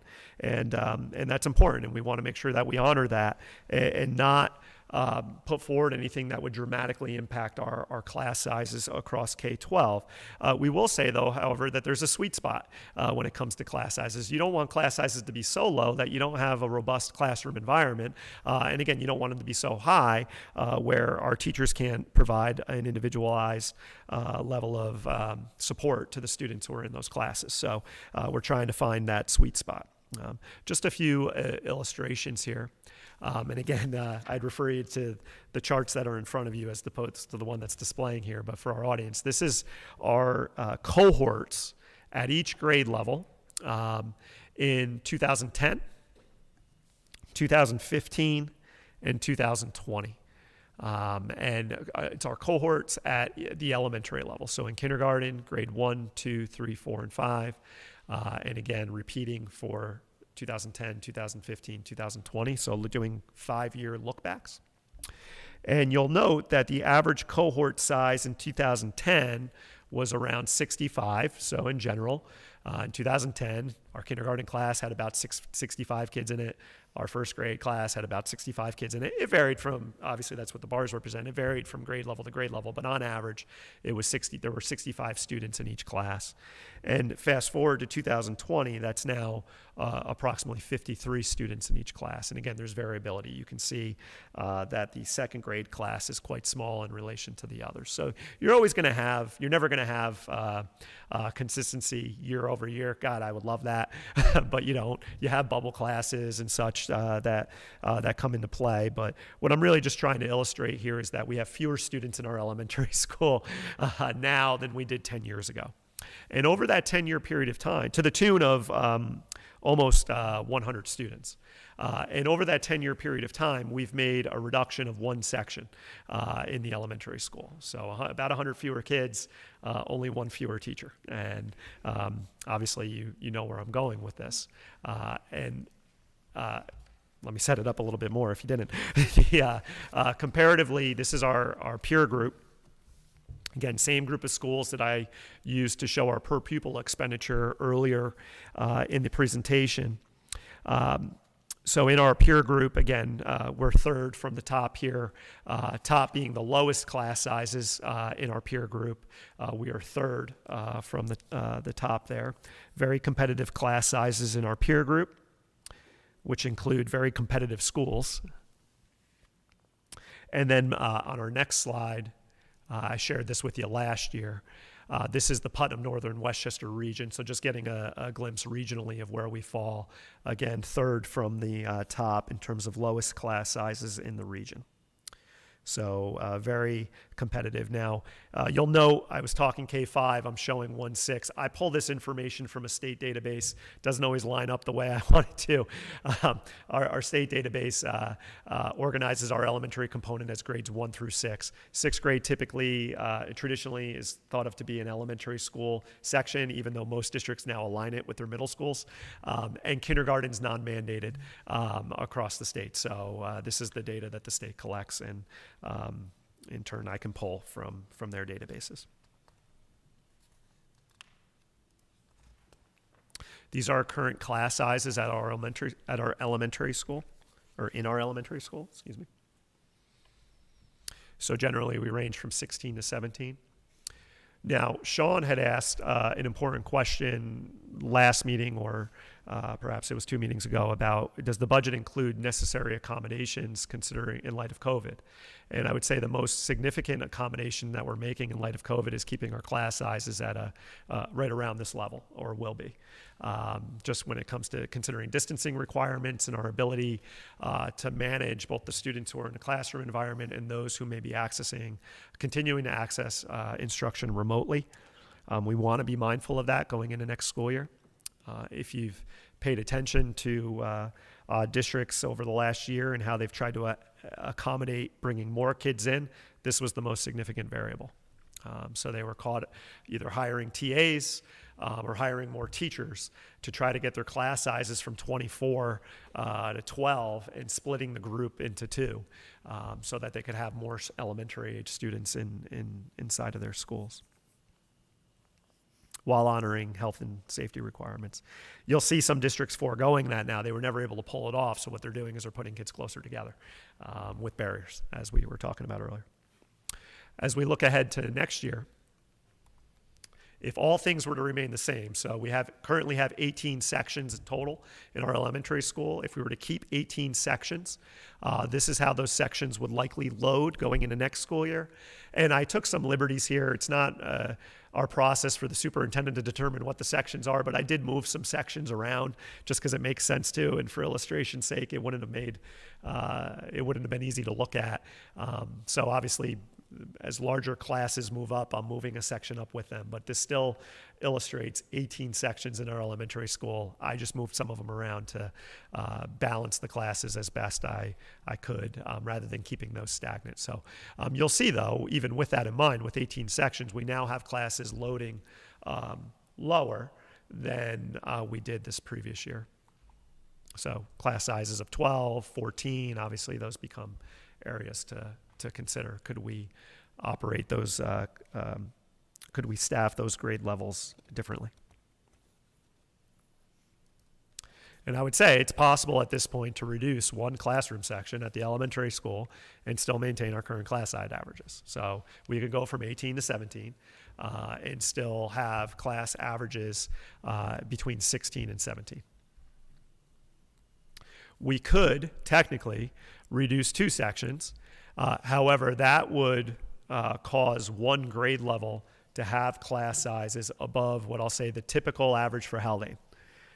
So if we were to reduce 2, if out of necessity we had to go further to resolve our deficit, 5 out of the 6 grade levels in the elementary school, so I'm including kindergarten in that, would still have class sizes somewhere around 16 or 17. One of the grade levels would have class sizes over 20. And that's just something that I want to be candid about. For purposes of the summary I'm going to provide at the end of this, I'm illustrating 2 class sizes being reduced. So you're going to see that when we come down. So I just ask that you keep that in mind as we go through. Now, in speaking with Marianne and Julia, we do feel that it is possible, again, if it was necessary to do so, to reduce one secondary teacher, where similar spot as the TAs and the aides, we would like about 2 more weeks with that before defining specifically where that would be. This would have a minimal impact potentially on our students, depending on who that teacher was or what department that came out of by way of electives and potentially other course offerings that we would provide. So I just want to mention that. We could still, though, run our schools largely with one less secondary teacher, whether that be at the middle or the high school. If it was at the middle school level, it would impact how we are teamed at 2 of the grade levels. So again, there is an impact there. And you'll note earlier in the presentation, I mentioned an ad on special education out-of-district placements. So when we're adding in that area, and again, these are projections. It's a difficult area to project around when we're still in conducting annual reviews. But in consideration of that, it would create less need for staffing as we're currently staffed right now in special education on campus. So something to consider. And that's part of our consideration in reducing or being able to reduce special education support up to 1.2. And I just want to illustrate this. We had a part-time special educator who got a full-time job mid-year, not to get into the specifics about the specific person. We have not had a need to refill that position. So that's 0.6 of this. We have a special educator who's retiring. Based on our projections going into next year, we will not need that level of full-time support based on what we project to be the anticipated level of need among our special education students going into next school year. So we would be reducing that position from a full-time to a 0.4 position. That's the machinations behind that. I will say there's two areas that can be a bit speculative in budget development. Kindergarten enrollment, especially now because more people want their kids to go to school full-time. We actually had 2 people register today.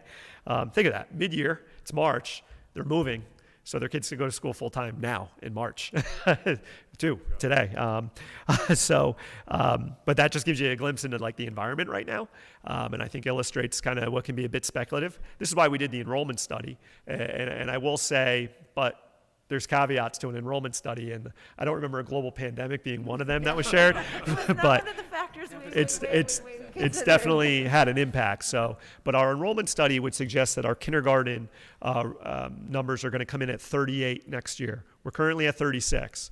So, it might hold. That's what we were projected, right around what we were projected to get, but we do see a community dynamic playing out right now where there's a high level of desirability to get out of the city, and especially to get into a place if you can send your kid to school 5 days a week. So that's one area, again, a little speculative. And the second is special education, more so even than kindergarten, because we're going through an annual review process. And I just think we need to be mindful of that. And annual reviews can go all the way up to and through the summer. So we just have to be mindful of that. And again, right now, based on what we're projecting and what we see on paper, we think we could do this, but not with a high level of conviction or certainty, given some of the unknowns or the other variables that are associated with the annual review process. Okay. And I just wanted to speak to Garrison Tuition as well. So we charge Garrison a reduced rate for them to send their high school students to us. This is an agreement the district has had with Garrison for quite some time, well over 10 years. What changes over time is your district tuition rate, the Seneca Falls rate. So this may have been a very modest reduction 10, 12, 15 years ago when it started. But remember, your Seneca Fall rate is being recalculated every year and is rising year over year. So the discrepancy, whereas our tuition rate may have remained flat or may not have been adjusted along the way. I don't believe it's been adjusted since I've been here. I haven't recommended that to the board. So I can speak to the last 3 years. So just giving you an overview here. Our budgeted tuition at the current rate is $713,000. If we were to charge the full Seneca Falls rate, that would come in at $946,000. We are considering a phased rate increase. With all due respect, we think that's probably most fair because this isn't something we were discussing at the beginning of the year. Garrison is in the middle of their budget development process, so we want to be respectful of a potential change as they're dealing with their budget dynamics similar to how we are. So what I would propose is a 2-year phase into the full rate using next year as a bridge. So to increase their tuition costs to Haldane next school year, and then the following year to go to the full Seneca Falls rate. Now, just a dynamic that's played out since, or that we've learned, a factor that we've learned since the last time we met was that we're actually anticipating getting fewer Garrison students than we typically do next school year. So that creates even more of a need to examine this. We typically have around 12 or 13 students who come to Haldane each year that we incorporate or that we plan on having. And it works out. Next year, we're only anticipating 5. So small school, obviously you're familiar with the dynamic, and I haven't talked to Carl Albano, their superintendent, too much about this yet, but is there anything within our control that could be influencing that, obviously, because we want to control what's within our control, but sometimes too, when you have small classes, and Garrison has very small classes, you're just going to see a natural fluctuation from year over year. So that's a conversation that I'll have with Carl just to see if there's anything more we can learn from that or no. So we can anticipate that in the future if it happens to come up again. But there was no early indication that there was. It's just 5 students choosing to come to Haldane as compared to what we usually see. So our current rate is $13,980. The Seneca Falls rate is $18,500. I'm going to recommend that we go up to a tuition rate of $16,264 next year, and then we'll go to the full Seneca Falls rate the year that follows.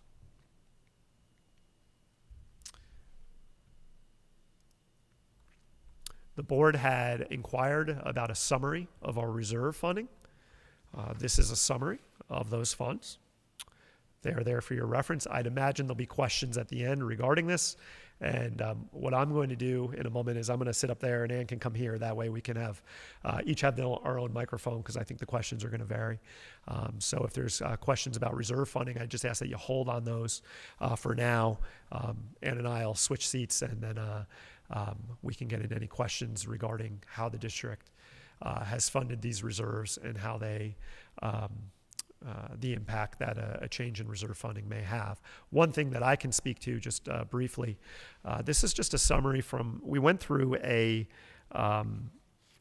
credit rating process last year as we re-examined refinancing some of our debt, which I alluded to earlier, as well as in preparation for taking on additional, taking out a loan for the 2019 bond referendum. So we go through a process of having the district's credit reevaluated. And we came in with a very good credit rating, a AA3 rating, which is very good, very competitive. That makes us eligible for very good interest rates if we were to take out a loan, which we will need to do when we get into referendums or bonding or refinancing debt. However, the question comes, well, how can we get a higher rating? And what's done is we're compared to other school districts that have that rating, and they're a part of what is reviewed is your fund balance and the use of your reserves and how your reserves are funded. So Ann can speak to this better than I can, but part of what limited us from getting a higher bond rating or credit rating last school year was the current rate at which we are funding our reserves. So it's just something for your consideration as we have that discussion. And Ann can take you through the chart here and the impact of each and how it factors into our credit rating. Again, we have a very good credit rating, and I just want to establish that. We are financed very well. This is by no means a negative reflection on our finances or how the district has operated its finances in the previous years. We have an excellent credit rating. We could get a higher credit rating, and it's important to consider how we could do such. So this is the summary slide of these potential areas. And again, I just want to reiterate, I've recommended none of these, but if we are really in a pinch and we have to resolve an $840,000 budget deficit, we have to look at how we are staffed and how we're organized.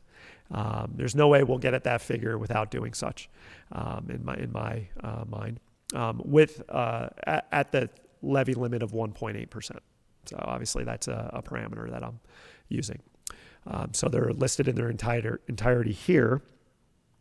And just to summarize, either consolidating the middle school, consolidating the 2 director positions into 1, examining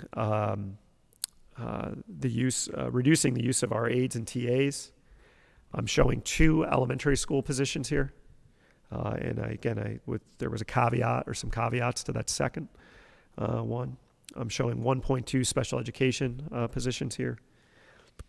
Secondary teacher position here. I did ask our principals to examine some of the other programs that we run in support of the school, just to see what, if any, were underutilized, or perhaps every year is a good opportunity just to reevaluate those.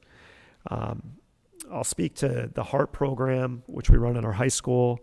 This is not a full elimination of the program.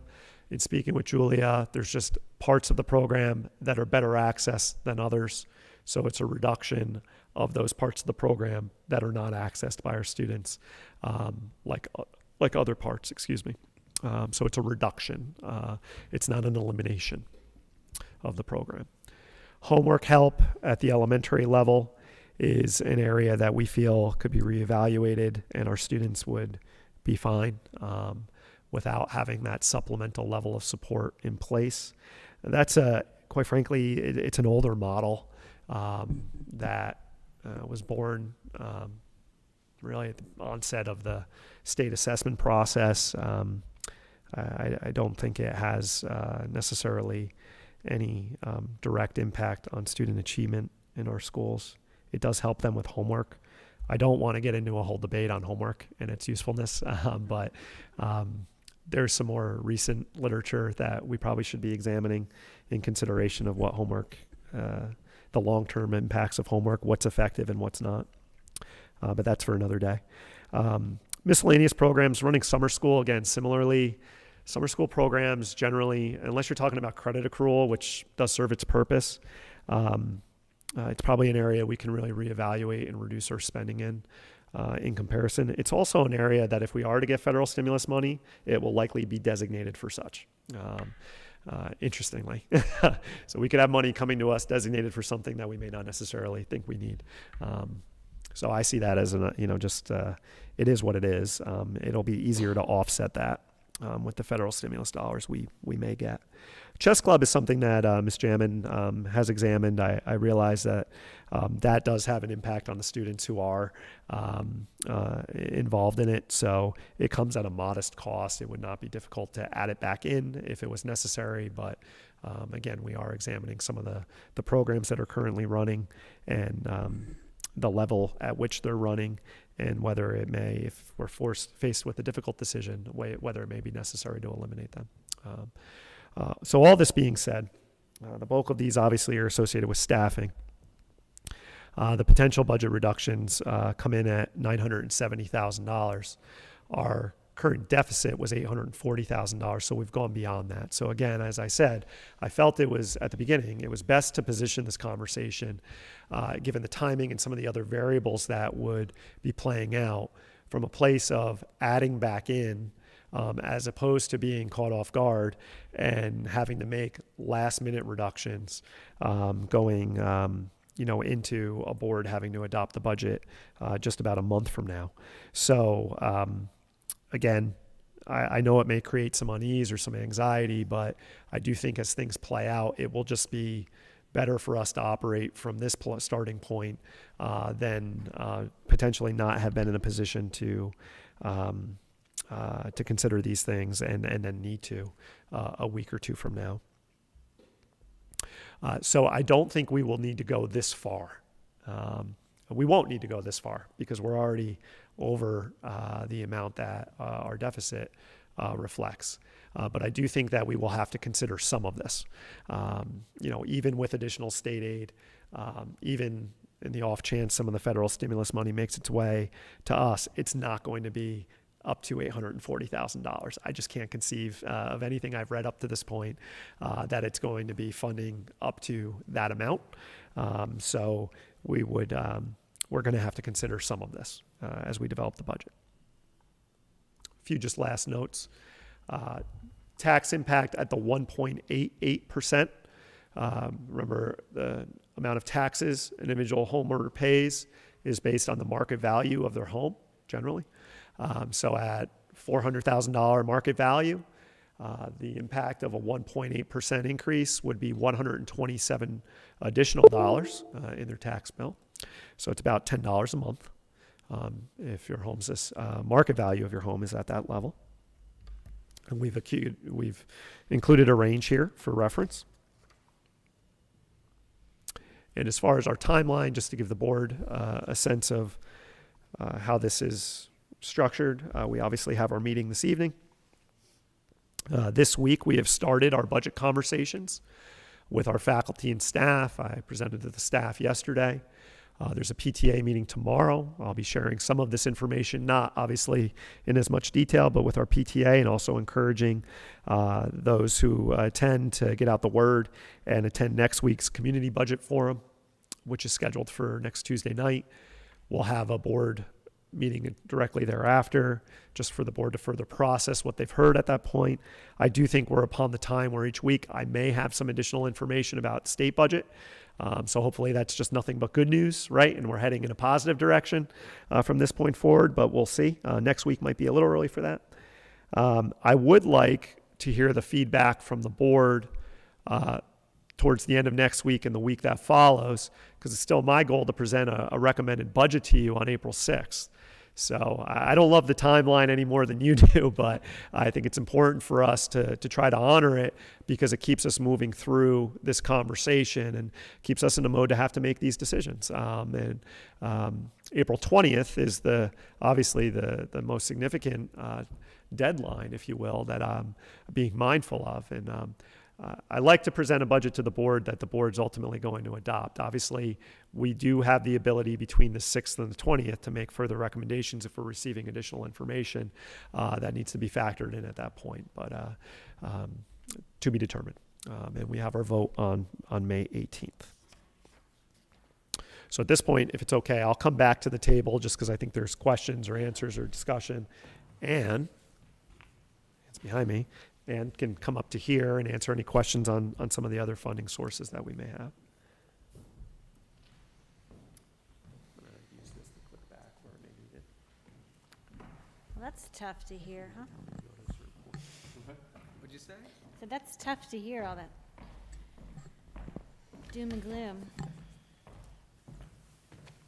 I don't have any questions, but I just, like, it's interesting, like, you see the value for, like, having people be in the community for the long time, and I don't know, I mean, just two things really quickly. Like, I've seen the transition of the administrative structure, K-12 change repeatedly. I think we got to where we are for really good reasons. So, I mean, just for folks that don't know, like, we've had all these different structures. I think Mary Ann's presentation tonight is a really nice illustration of why we are where we are. That's my comment. And then the other thing, and this is just kind of anecdotal, like when Pete and John, when my son, who's now 24, and Margaret's son, who's now 24, were in elementary school, class size was 21, 22. And I personally thought it was really small. But, you know, I don't have any huge, I guess the administrative point is probably a point I'm making, but it's just how things change. I hadn't really realized how much how much our school had really reduced until I thought back, and I was like, oh yeah, Pete and John were always in a class that was 21, 22, 23 kids, you know. But that's almost 20 years, you know, that's Right. 15 years ago, yeah.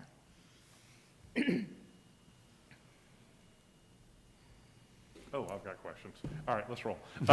So a couple things. I just want to clarify what I think I heard from you. Can Sure. you go back to the, I got it here. oh, can you go back to the slide that lists all? Yes. This is what I think I heard, because you said you were going to note places where it had an Yes. explicit impact. Sure. So this is what Let's I go through, think yeah. I heard.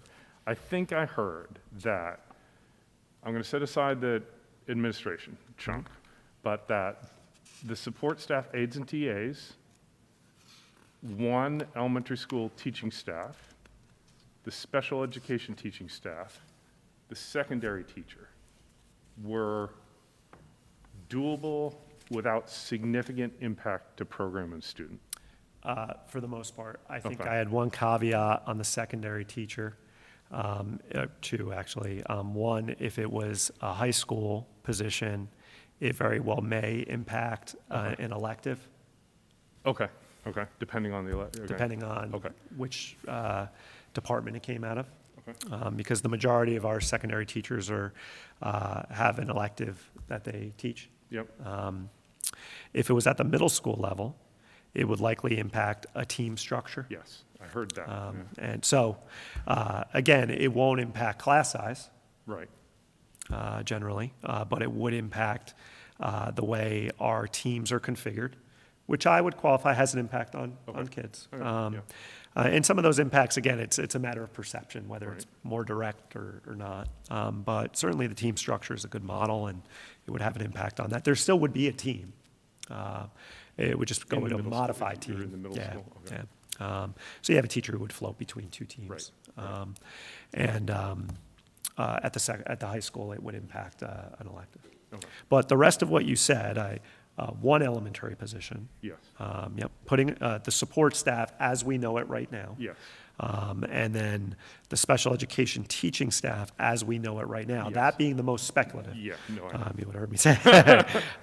Yeah, we don't think that will impact what our kids' experience are right now into next school year. Okay, so I'll start with that as going from, oh my God, to, okay, the actual impacts of these are not as significant as you would read on paper. That's what my takeaway from that was. Putting aside the admin piece, Putting- which, yeah. I think Yes, obviously exactly. is I'm going to put that aside directly. I did have my other question sort of thematically was, when I looked at this initially, I feel, immediate conversations being set aside, I felt that all of these have direct student contact and touch in one way, shape, or form. Sure. And so my question was, is there, not to look at Tim, but I'll look at Tim a little bit, like there are other parts of the infrastructure where we spend money, are there opportunities? And was that, to what extent was that considered? Greatly. I think those are areas that we've looked to in the past to reduce, and we've reduced as much as we can. For years. I mean, Yeah. I think that I just want to go think about historically, like if, for years, I mean, going back to when Dr. Bowers has been here, we've been looking every year to not get to this point. There's been finding efficiencies, finding Yeah. efficiencies, finding efficiencies, finding efficiencies. I think it's really important to place this in that context where I do think that's happened. I'm Yes. sure that's what you were going to say, Yep. but So, I'm saying it more passionately than you Sure, would have said no, it. no, but it's important to have a thread, and you're the thread, and some of you are the threads, if you will, to the conversations that have occurred in the past. But just looking back, because we do have artifacts of such, and Ann's a good thread as well, because she's developed a bunch of budgets for us over the last 10 years. We've cut in maintenance and operation to the point where I don't believe we can cut anymore, while still maintain a safe campus environment and a campus that looks good and that the community accesses in a variety of ways throughout the course of the year. And keep in mind that we do have some open positions right now that we haven't hired for, again, when the prospect of repositioning those for HR, that was the last of it. So obviously we could make do without those positions because we've already said we're going to reposition them for HR, but we couldn't go any further than that. And yeah, so. Yeah. But I appreciate the question. That's where most districts will look at, and we have as well, what's supporting the school more so than supporting the student. Let's Right. look at that first and how could we Yeah, become more yeah, efficient. No, that's helpful background. I And just wanted to reiterate that exactly what Peggy said is that for many years, we have been, I think Anne uses the, you can only get so much blood from a stone, and then there's no more there. And we've certainly all had these conversations about how teaching staff and staff that has contact with students is the absolute last thing we want to touch. And I do feel like, every year we are reminded by Anne typically, or by the superintendent, that, okay, we're getting away with it this year. We're not going to have to cut his teaching staff, but Right. it's coming. Yeah. And they're right, and here we are. But it sounds to me like Dr. Benante and his team have, he's presenting this not as a recommendation, but he's presenting the possibilities, knowing that this is not ideal, and it's doing as little harm as possible, I'm assuming, in his, not his recommendation, but his brainstorming. Right.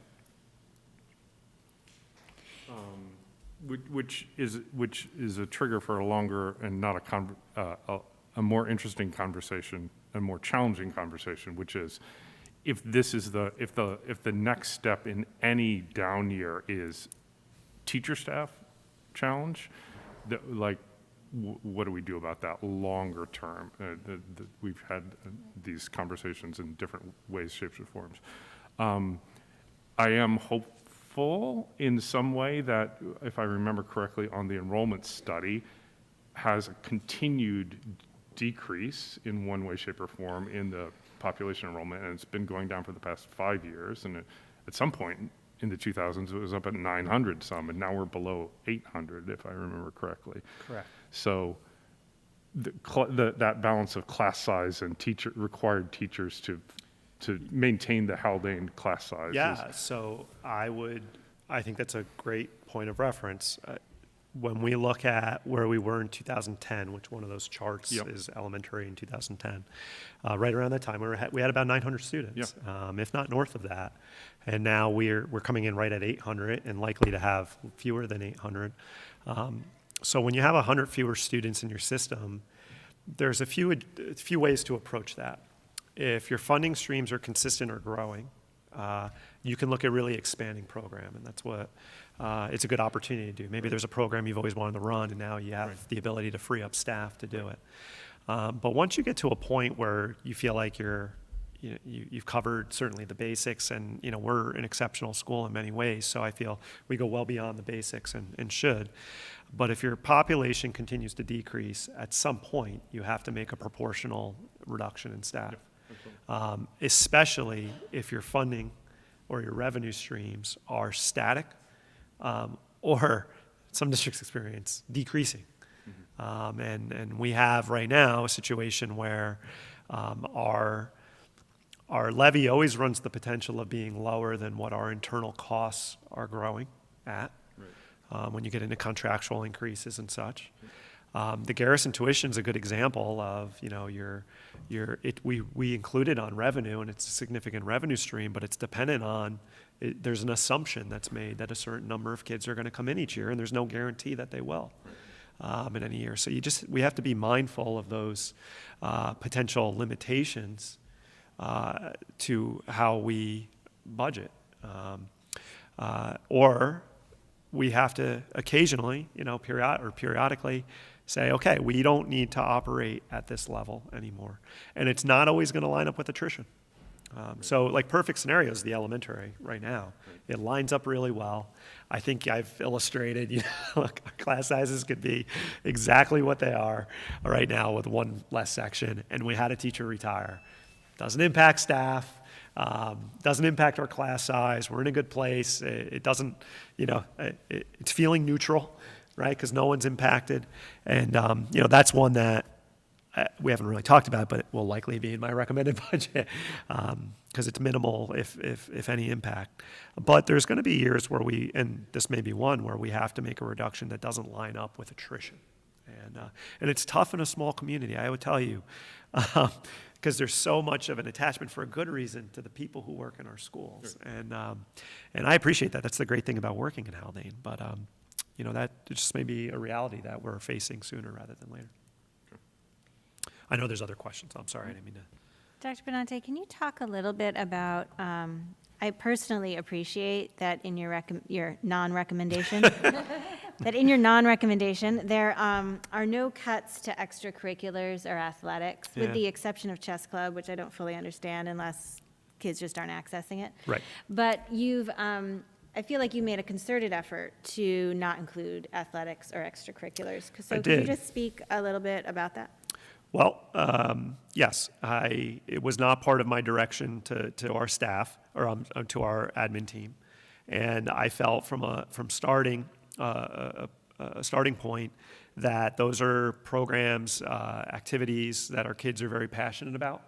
And that to go as far, not that they're not about the staff that they work with each day, but that, and typically the costs that are associated with such are modest in comparison to whatever your deficit may be. So why go there at this point in knowing that it's going to elicit a really strong reaction on the part of our kids and their families and anybody who's associated with our arts programs or our athletics programs and everything and anything in between, for something that in reality isn't really going to get us that close anyway to resolving our budget deficit. So I know they've been discussed in the past. I've seen those presentations. I just didn't feel it was necessary to go there. It was almost, the situation was so dire, you had to look even beyond the typical things that you look to that are negligible in terms of cost, but really impactful by way of how our kids interact in those environments. So I'm not putting any of them in there, and they won't be in my recommended budget either, unless the board directs me to. I appreciate that you said a strong reaction, because I look at my first takeaway from looking at it at the some of the proposals here was my takeaway was, oh, it seems like this disproportionately affects our students with IEPs or 504s. Right. Just the narrative, just looking Absolutely. at it. Yeah, I understand why. In actuality, it's much, it's a careful reading would indicate otherwise. But the disadvantage for our students with IEPs and 504s is they don't speak as one voice. They don't come together Right. like the cohort that, Correct. in athletics. So it's difficult to organize and understand what's going on here. So my concern in reading it and communicating about it is that we're very clear in communicating any anticipated cuts that we're already discussing. The budget deficit and its connection to services is, from my point of view, very problematic, even though it's going to be ongoing, but it does begin the conversation in the community that if I come into my CSE or CSP meeting and I'm looking for support, and I know there is a mandate, or my belief is there's a mandate that I'm going to have limited services, it's very easy for me to go A to B to C and go, well, the reason I'm not getting these hours that I thought I was going to get of PT or OT, et cetera, is because there's a mandate that those hours are no longer available. Right. You know what I mean? So that I find the potential to take away from this to be, traumatizing for some folks. You know what I Sure. mean? So I would just like, as we communicate about it, to just do so with care and sort of speak to each of those individuals Sure. the way we're supposed to. I think it's an important part, Sean, and I appreciate your candor. Yeah. And anybody who would be accessing information on the budget, I would encourage them, you have to watch the presentations. You can't just read the slides, because there's a narrative to it. And the narrative's not in the slide deck. The narrative's what I'm saying, or what Ann's saying, or what any other of our administrators would say. You also bring up a really good point. It comes up here considerably about needs, and needs that are at times qualified in such a way by group or by school. And that's tough. And I will say that there are strong voices, and I appreciate it because it's from a place of advocacy, and it helps our schools improve. Whenever you're challenging authority respectfully, I think it drives improvement and a new lens at which to look at things. But I do think, as it relates to special education in particular, but really as it relates to all programs, our administration's responsibility, ending with me certainly, or beginning and ending with me, there's a matter of ethics that has to be applied first and foremost. And when we talk about, and I've tried to appropriately, I hope you see, qualify the remarks tonight, that it's really difficult to plan around special education because of the way the annual review process sits within your budget development process. It doesn't line up, and it shouldn't. Because decisions that are made through the CSE process should not be driven by budget.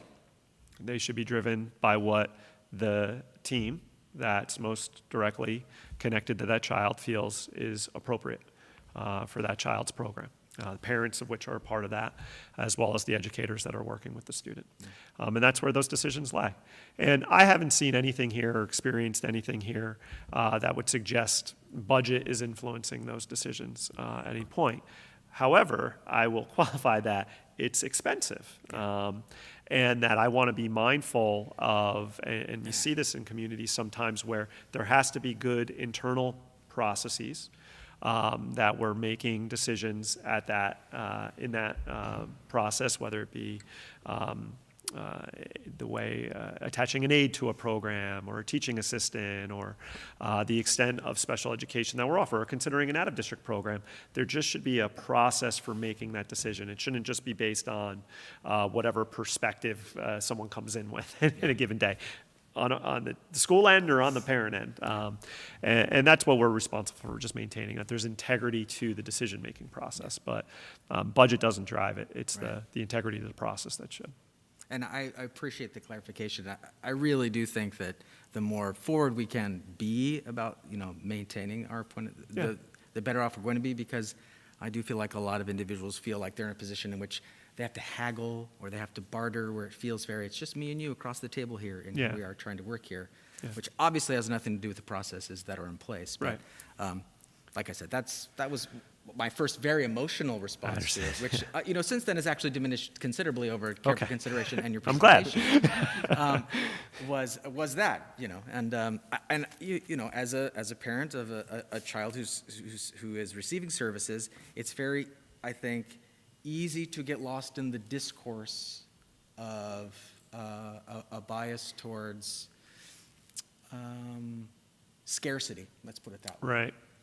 So, and it's difficult to endeavor to know that, there is bounty in one way or another, and we have to look for it and unpack it, and what does that mean? It's going to differ from individual to individual. But, that's why, that's where that advocacy comes from in one way or another from many people in the district. Because of that, everything feels so scarce, and I'm desperate for the resources that I can get. So I appreciate that clarification. Oh, thank you. I did have a question about the Garrison tuition. How does it compare to the O'Neill? What are they paying to O'Neill when they go there? The Seneca Falls rate. They are doing the Seneca Falls. Yep. Okay, So that, and that was something I really appreciate. Carl and I had a great conversation, just kind of understanding the dynamics of such. And that's something I had heard here, over the last couple of years, that question of, well, what does O'Neill pay? And not so genuinely as you've expressed it, but no, it's a point of I think skepticism. But they pay the Seneca Falls rate, and Carl was pretty upfront about that, and that's public information. So, and again, I don't know the dynamics behind why we ended up charging a reduced rate, but. It doesn't matter. It What doesn't. matters It's like the is US that we it have a is special on the relationship. path Yeah, to a special recovery. relationship. It's fine. But it's their now the Seneca Falls rate will vary by each school. Right. So I just want to. That's a state formula that factors in different components based on district. So I think the Seneca Falls rate for O'Neill is a little lower than Haldane's, but the formula is the same. I have a question about the miscellaneous programs and the mention of summer school. My memory is that a couple of years ago, we enacted the summer school program because there was concern that more of our children were entering kindergarten or going into first grade without the necessary readiness skills. And so I realize it's a very small percentage of the reductions you're recommending, but I guess sort of my memory is that. And so I was surprised to see it on here. I think one thing for clarity, if the board would be willing, let me work with my team to further clarify the extent of the reductions. I'm afraid I wasn't as clear as I could have been on summer school, chess club, heart, and homework help. Just to narrow that down, because it's not necessarily inclusive of the entire program. It's just being more targeted with Oh, where the okay, funding okay, is. all right. Yeah. So I just want to make sure I have that fresh in Yeah. mind too. Obviously, I've Yeah, as a question that No, doesn't thank need to you. be, but, and I think it's probably a question that you'll get from not the summer school question. I don't think you'll get that from the public. I do expect you'll get the question about heart. I don't know much about homework help at the elementary school, but my perception is that heart is something that's really It is. valued. And It so I is. think just understanding, again, to Yeah. be prepared to And I know, unfortunately, Julia couldn't be here this evening, but Julia will speak to that she's definitely not recommending No, I didn't- art in a few key areas, but in others, she sees it as underutilized and that we could make a reduction to those components of the program, but she could best explain it. But I'll make sure I have that information from our team and that it's provided in a way that the board it's easy for the board and any community member who are asking would understand. I have a question for Anne. So if we take money if we don't keep as much money in the reserve fund, our credit rating goes down, right? If we were to, yes, is that correct? Okay, so if we were to take money out and our credit rating was to go down, how do we get the credit rating back up? Is it just about replenishing the reserves, or is there some sort of time frame or process? Is it like, you take $100,000 out, and as long as you got it put back in a year, you're good, or Or is it like a bankruptcy and it follows you for 7 is it a years? big problem and it takes 5 years to get it back? Well, the recovery, if you Thank you. deplete some of your reserves, the recovery of that, if you're digging a hole and you're using those reserves in the budget, we've been fortunate that when we appropriate some reserves and some fund balance, we don't have to hit it. So we stay at a level. The danger is when you start actually using your reserves and your fund balance means that you're using more of your budget than is fiscally responsible. You might be at 97%. If you're spending 97% of your budget, it's unlikely that you're going to have fund balance at the end of the year to refund and replenish your reserves, so it does carry forward. If it was 1 year and you think next year you're going to have the revenue and you're going to replenish it, then I would be supportive of that. We don't get our bond rating every year. We did last year. We had a Moody's bond rating because we were refinancing. We'll probably have another one when we bond for the remainder of the capital project. I know there were some questions about the grid that was up there, about comparing us to other schools. It's not just one factor. It's not just fund balance and, you're going to go down in your rating. It took 12 years to get to the level that we're at now. We were much lower. Then building up healthy reserves takes time, and that incorporated with the other parts of the financials take time. So if just real quickly I can point out some things on that slide that might be helpful. So if when you look at this, red means that you're worse than the group, and green means you're better than the group. Okay. So we want to look at, on Haldane, if we look at where we're in the red of our full value. It's unlikely that that's really going to increase because there's not a lot of building, land that you're going to you can develop. This year, we had some increase to our tax base because of the Butterfield project, but there's not a lot of that that's even available to us.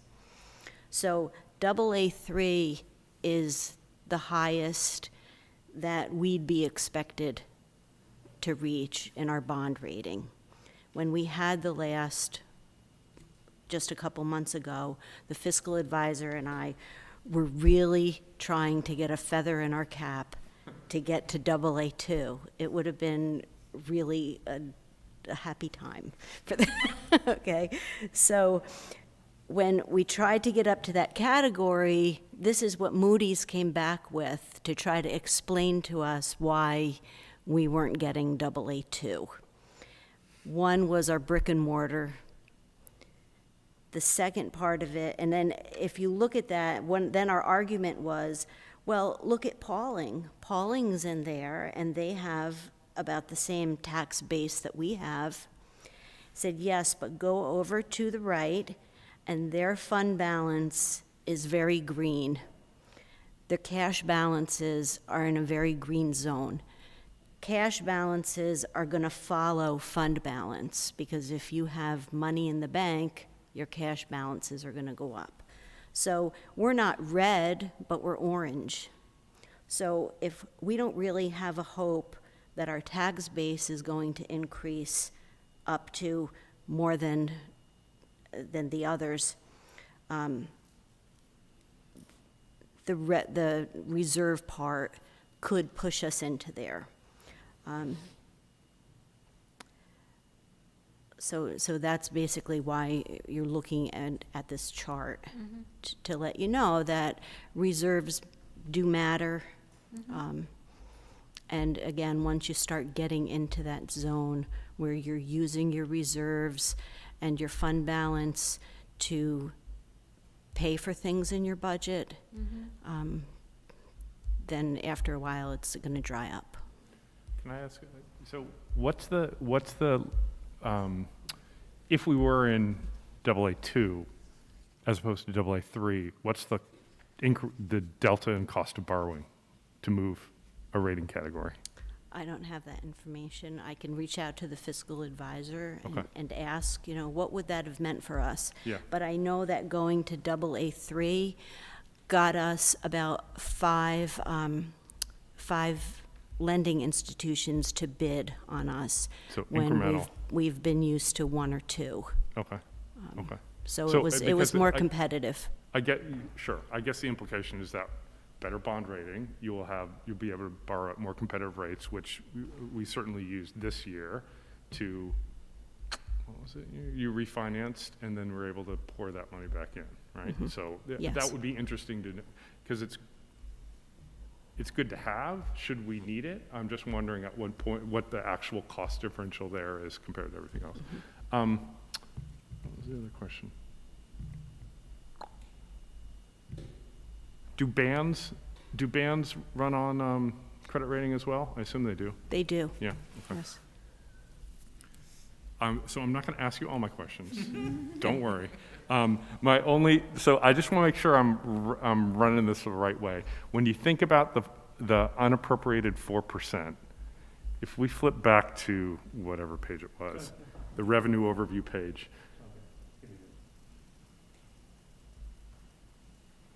And then I've got a totally stupid question after this, so get ready for that one. That's this. Okay, so if I think about the unappropriated 4%, does that show up on here anywhere?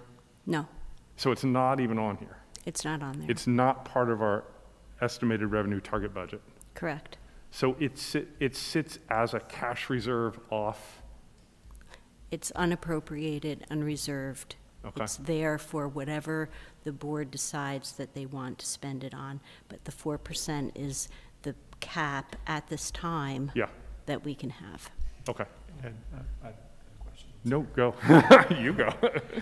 In your experience, has the district or a district, because I know experience in others, ever taken a portion of its unappropriated fund balance and incorporated it as a revenue stream, a continued revenue stream? I know it's not, but just thinking of it that way, knowing that at the end of each school year, instead of going back and refunding or funding reserves, refund the unappropriated fund balance? And are you even allowed to do that, I guess? Yes, that's kind of what we're doing with the $645,000. That, if we cut that loose from the budget, it would increase our 4% to higher. Right. That should be appropriated to another reserve.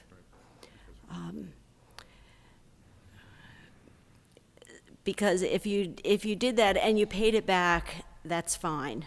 But if you use it and then you can't pay it back, you're starting in a out hole. that much deeper at the beginning of the next year. So You keep going. I'm sorry. No, 'cause no, no. It's your time, not I'm going mine. down I'm going down the same path. I have Ann all day, so. Can you speak to the 645,000 again on the appropriated line? I know we've had conversations about this, it's just not clear in mind. You said it's kind of what we're doing already. I just want it, can you Right. clarify or talk At more the- about that, I guess? At the end of the year, when we have excess revenues over expenditures, that's money that would increase our fund balance. So we subtract from that the 4%, we subtract what we've appropriated, and any money left over, you can decide which reserves that you want to fund. So the appropriated fund balance at one point had gone up to $725,000. There was at some point in the last 12 years that was as high as that. It started out at $250,000. Right. It was $250,000. We needed to carry through because nobody wanted to cut anything, or there wasn't anything to cut. I'm not going to say nobody wanted to, but that was the decision that was made. So it went up to 645. One year it went to 725, and luckily there was some funding the following year so we could drop that, because it just can't keep getting bigger and bigger, because then you're going to really start using it. So we do have the extra, in the budget appropriations, there's that room, because it would be so bad to just budget 100% and think that you're never going to have a variance. Last year, or actually this year, that appropriated fund balance was $695.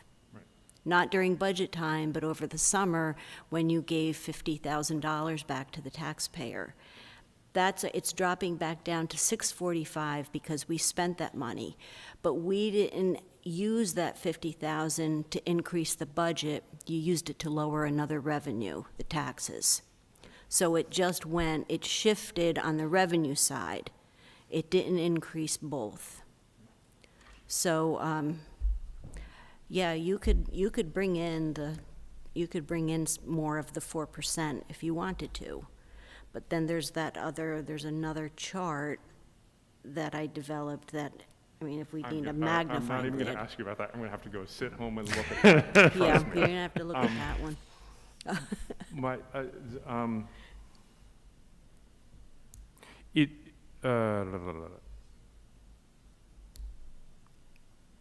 okay, I'll ask sort of an easy question and then a completely wacky question.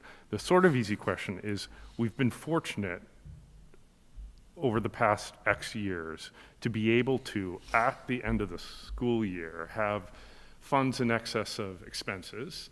So 4%, which is a allowable carryover, refill the 645, right, which I think we vote on. Don't we vote on that as part of our reserve every year? The 645 is part of the budget. It's part of the budget, Right. but it's appropriation, so don't we? It's appropriated when the budget is voted on, Okay. and that's where you're approving it to Got be it. part Yep. of the budget development. Okay, and then we've got a chunk of change left over, which we end up flowing into your other restricted reserves. So capital repair, EBLAR, retirement, all that sort of stuff. Cafeteria deficit. What? Cafeteria deficit. Yes, can't forget the cafeteria deficit. We've been super fortunate over the past X years that that transfer has been substantial. A little less substantial this past year, but over the past number of years, it's been several $100,000 plus. That is money that we end up funding for future use, which it does get used. We've certainly used repair reserve. We've certainly used capital reserve. I know you use retirement reserve. However, that is money that we could repurpose in some way, shape, or form. I guess my question would be, do you think that we are at the end of this year anticipating after 4% set aside, after 645, that there will be some funds over expenses as we have had for the past couple of years? Yes. Okay. I'm not going to ask you how big. Okay, so here's my wacky question. So I guess that in use of either the 4% or a 645, using them to fund ongoing concerns, I think is your dramatic expectation that that is a bad idea because you're never going to replace it, because you're not going to have a revenue stream to come in. You don't anticipate a revenue stream to come in and replace it. Would you say that if you were to use it, it would be better to use it for a one-time, one-off expense that would not be recurring, therefore being able to refund that through this excess funds in future years? So if I understand you correctly, if you're going to inject some of the 4%, Yep. appropriate more of that to your budget, Yep.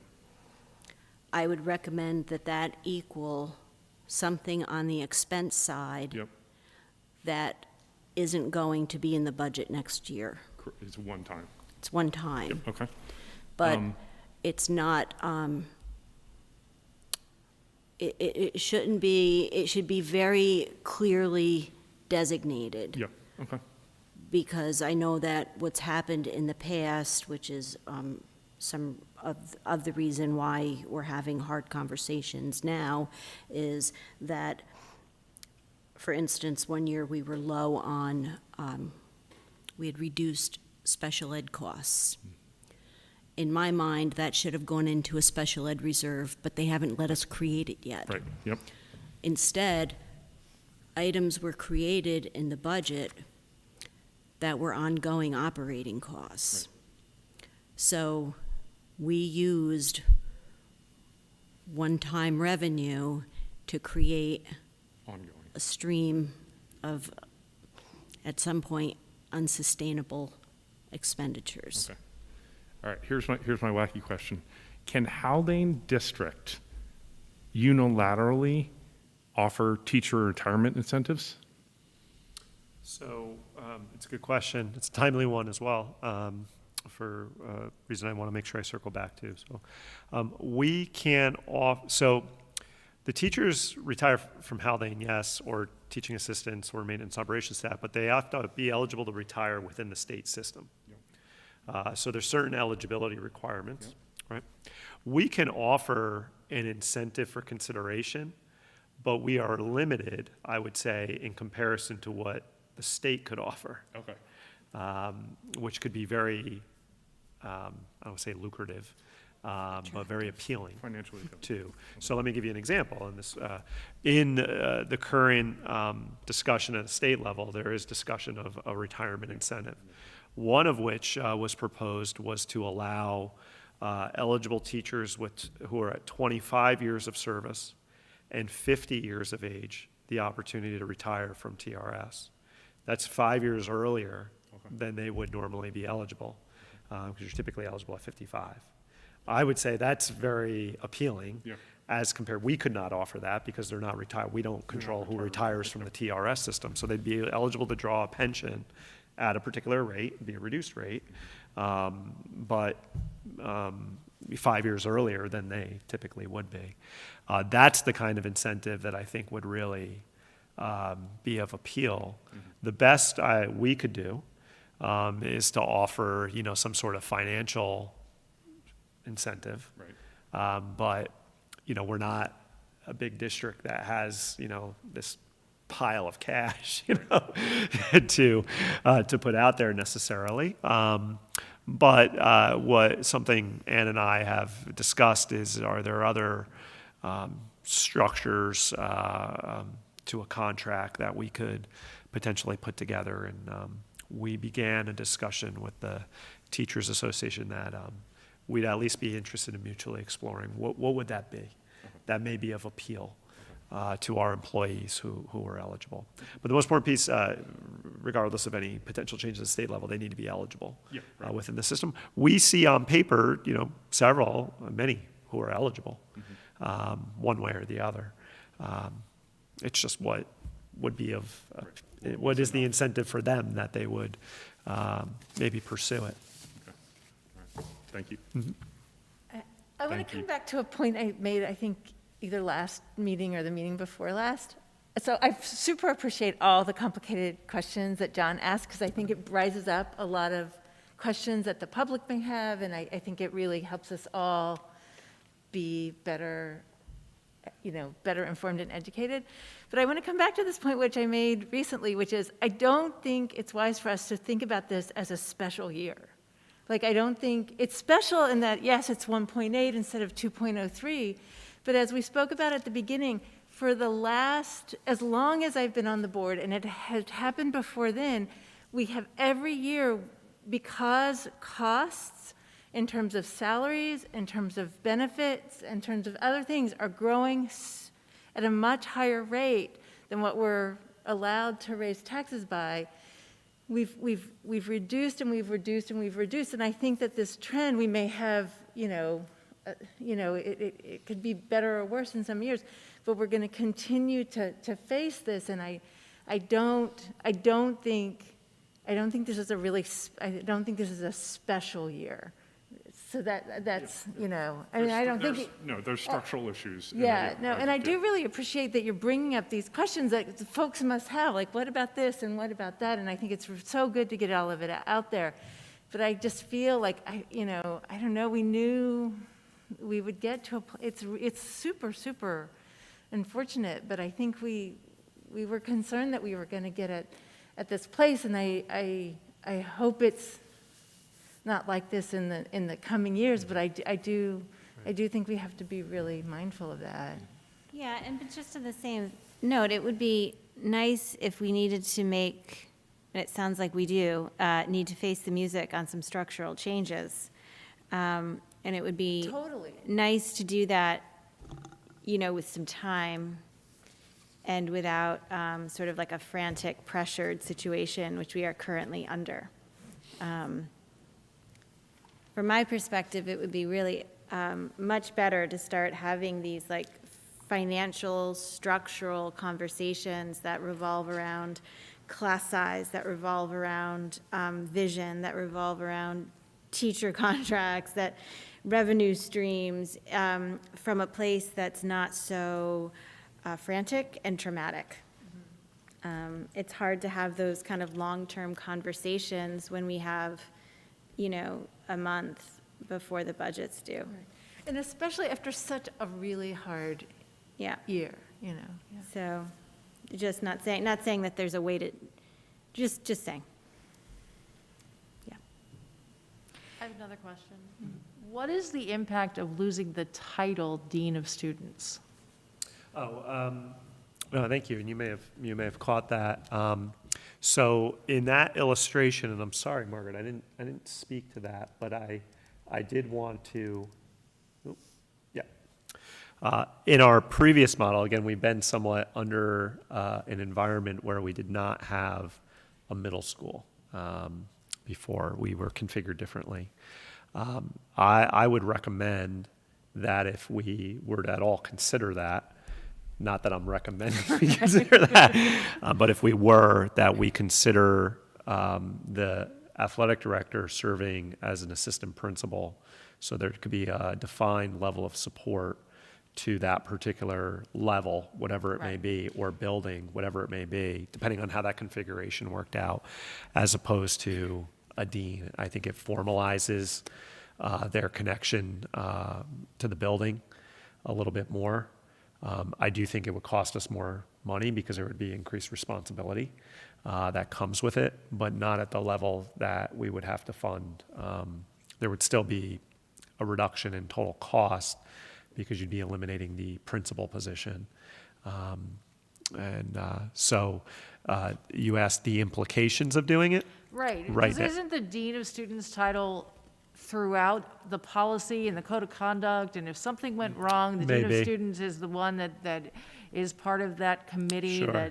that, It very well may be, and it would necessitate that we go back and revise policies and codes of conduct wherever that title was listed. so then so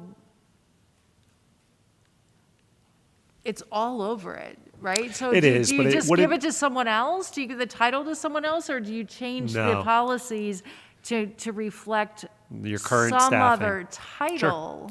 And we find this coming up in our policy review now because we've changed titles. We had a director of student support or student support specialists at one point. We've had a director of special education at one point, and now we have a director of people personnel services. So as we've gone through policy review, we've had to change those titles. But if it were, first of all, when we bring such individuals in or retitle a position or retitle a position, you're endorsing that person to fulfill the roles and the responsibilities that are attached to their job description. So if there's a policy that has a different title name and that policy were to come to be questioned, it does not necessarily create an issue for the district because you've endorsed someone, you've hired somebody with the role and the responsibilities outlined in their job description. So we should clean up the language as we go along, but it doesn't in any way limit their ability to carry out the functions that are associated with their title. No, but I'm saying if we don't have anybody that has that title, who is going to fill those roles if something? It's when the students, if someone, An assistant principal can fulfill all the responsibilities of a dean of students. got it, okay. I think that is So that you guy. just go, yes. Similar to, by the way, a teaching assistant can fulfill all of the responsibilities of a teacher aide.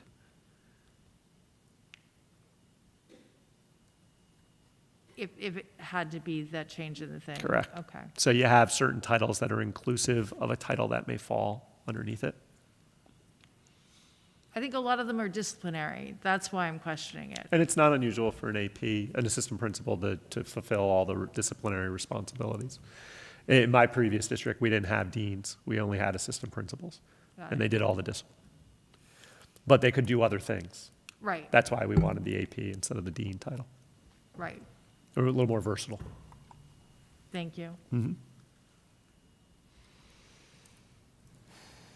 Do we feel like we have enough information for the moment? Saturation. Thank you. Thank you. Thank you. Thank you, Anne, Phil. Okay, it's communication from the public time, if anybody's still awake. And I'm going to just read this little statement here as we start to have more people joining our meeting. The Haldane Board of Education desires and values input from the entire school community. For those who wish to address the board, please sign in and state your name for the record. Ms. Platt keeps an ongoing list by her at the end of the table. Please keep your remarks to 3 minutes or less. Disparaging remarks and discussion of district personnel are prohibited. And although we do not engage in dialogue, we are listening. Please leave your contact information with our district clerk for prompt follow-up from the board president or superintendent. Is there any communication from the public at this time? Okay, information reports. Mr. Donahue. Good, because You're killing me here, come on. we're all, House of Hope donation drive is up and running and has been since the beginning of the month, and will be running until spring break. So that's really good. It's, for those of you that don't know, the House of Hope is a domestic violence shelter up in Fishkill. And additionally, seniors and juniors have been working with senior citizens to get COVID-19 vaccine shots through Drug World Pharmacy. It's a great way to get community service hours and a great way to help the community. And A prom committee has formed and has begun preliminary planning for a possible prom, in June, and they've been working in accordance with class advisors and the student council, and of course with respect to COVID-19 protocols. Great, thank you. Yep. Ms. Jammin.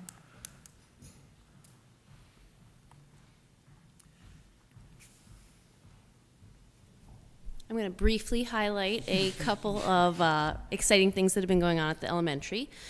As Dr. Benante mentioned, we welcomed back all but a few of our students yesterday. Yesterday was Monday, which is just very exciting. So we have between 15 and 20 that are still out, some due to quarantine and things like that, but we're getting close to all being back, which is exciting. And we did 3 interactive presentations with various places over the last 2 weeks, which has just been really exciting. Our 4th graders presented their biomimicry projects to the Biomimicry Institute, and 3 of their members came and listened to the presentations and gave feedback to the students on their project designs. Our 5th graders wrote a graphic novel. Each section wrote a different graphic novel on space, and they presented those to classes from other districts who listened and had to take a quiz on space facts after listening to the graphic novel and viewing the pictures, and did quite well, which shows us that their information was accurate and presented well. And then all of our 2nd graders, one of our 1st graders, and one of our 5th grade classes got to meet for those Zoom calls related to Black History Month at the beginning of the month, following their research on Black artists and performers. So it has been an exciting couple weeks. Great, thank you. Thank you. Ms. Sniffen is not here, but her, sure. Yep, I have Julia's report, and again, I know Julia sends her regrets for not being able to make it this evening. Julia just wanted to include it in her report. I'm going to highlight 2 things. The first of which is just, I want to underscore what Doug had shared about the seniors helping seniors get vaccine appointments. So that's been in the news, the issue that some of our seniors in the community have accessing the online system that's largely utilized to access appointments. And Julia just had noted that up to this point, up to 25 senior citizens have been able to get appointments by way of this, which I think is an outstanding connection to our community. And as you may have heard in the past, Julia referenced the Facing History in Ourselves work at the high school. We had to reschedule the last professional development session. I think we were dismissed early that day, or some other weather-related event had come up. But it's upcoming later this week, and there are 4 components of that work. The first is the social, emotional, academic development framework that Facing History utilizes for teachers to develop particular lesson planning with their kids. Another component that's associated with student identity and affirming student identities within the classroom environment. Inclusive of reflective classroom practices. And the last piece, a step into history. Using Facing History's approach, teachers will explore Ernest Green's account of graduating from Little Rock High School, which I thought was really compelling and an interesting component of their plans for later this week. Great, thank you. Dr. Seelke.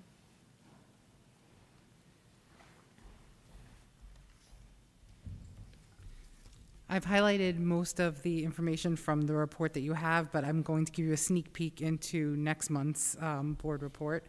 We have our 3rd meeting between the 6th grade and the Learning Differences Committee to plan Learning Differences Week. That is likely to be based around the documentary Crip Camp, which covers the process of campers with physical disabilities being included in a camp in the 1970s for the first time, and became the underpinning work for much of the ADA acts that followed. So more to come on that. I'm very excited to say that our ELA department will be participating in the middle school level Young Authors Colloquium this year. That is run through PNW BOCES. It's a regional event where students from multiple districts come together. They spend the day writing and reading and participating in workshops that are designed by their teachers. So it's a nice regional opportunity, and there was question about whether or not it would happen on the middle level this year because of COVID, and it is moving forward. So our students will be participating in that, so more to come on that. And also April is National Poetry Month, and our students are busily writing poetry, and more to come on how they're recognized in their efforts there as well. Thank you. Ms. Rounds?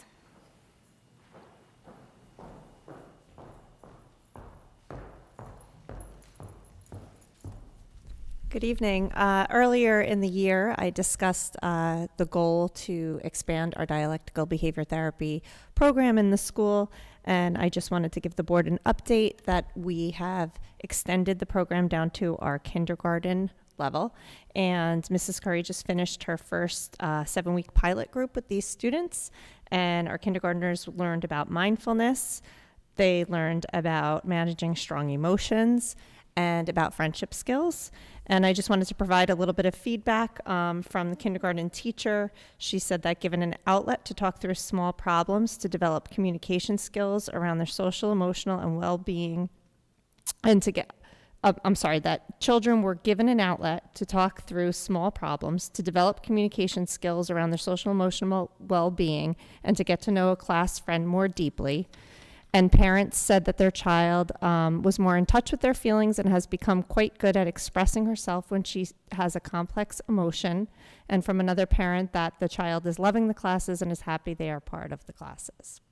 So we hope to continue to expand that to the other kindergarten classes, and perhaps Mrs. Curry is thinking about doing this more as a whole group push-in program for the classes next year, for the kindergarten classes. Thank you. Great. Thank you. Mr. Walsh?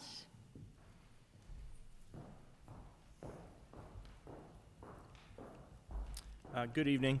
In addition to the typical work that we conduct over the past few weeks of cleaning, disinfecting, and general maintenance, we've done a lot of planning work. We find ourselves in the middle of seasons, that transition period between spring and winter, where we're still hesitant to put away the snow removal equipment. And the past few days have proven that, but we're looking forward to the spring. This time last year, we were in a remote capacity and were for the majority of the spring. So a lot of the work that we have planned typically wasn't able to be completed. So we're starting to order those materials, and we really have a significant work list ahead of us as we head into spring break and the remainder of the spring. In terms of capital construction, we are still awaiting SED approval for the electrical mechanical aspect project that is up at the state. That was submitted in December. Original estimates from the state was 6 to 8 weeks of approval. We're beyond that period and now. In speaking with Fuller and D'Angelo, the district architects, any of the projects that they have put up to the state are still in the same status. So there's been no movement out of the state, and it's unclear as to what the delay is or when that will alleviate itself. We're starting to look at how far we can go in the delay process with the bidding times and lead time of any materials, what we'd be able to accomplish over the summer for that electrical mechanical phase. We're not there yet where we wouldn't be able to do that work, but we're starting to look at those timeframes, and we'll keep you posted as the state hopefully comes through with their approvals. That's all I have. Thank you. Thank you. Okay, going into consent agenda minutes. May I have a motion, please? So moved. These are the minutes from our March 2nd meeting. Any discussion? All those in favor? Aye. Our committee minutes are here for everyone to review. Going into consent agenda financial, may I have a motion, please? So moved. Second. Any discussion? All those in favor? Aye. Aye. Consent agenda personnel, may I have a motion, please? So moved. Second? Any discussion? All those in favor? Aye. We're going into our unfinished business with our school calendar. Ms. Platt, I'll turn it over to you. Sure. Be it resolved that, upon the recommendation of the Superintendent of Schools, the Board of Education hereby adopts the 2021-2022 Haldane School District Calendar as presented. May I have a motion, please? So moved. Did you second? I did, it was quiet, but. Okay, thank you. I heard I'm him. very enthusiastic, don't worry. I heard him. Is there any discussion about the school calendar? All those in favor? Aye. CSE, CPSE recommendations. Ms. Platt? Be it resolved that, upon the recommendation of the Superintendent of Schools, the Board of Education hereby approves the recommendations of the Committees on Special Education and Preschool Special Education as presented. May I have a motion, please? So moved. Second. Any discussion? All those in favor? Aye. Ms. Platt, you do not need to read this whole thing. No, I have it This is our annual meeting notice, so I'll turn it over to Ms. Platt. Yes, and I just want to remind you, it needs a roll call vote. Thank you.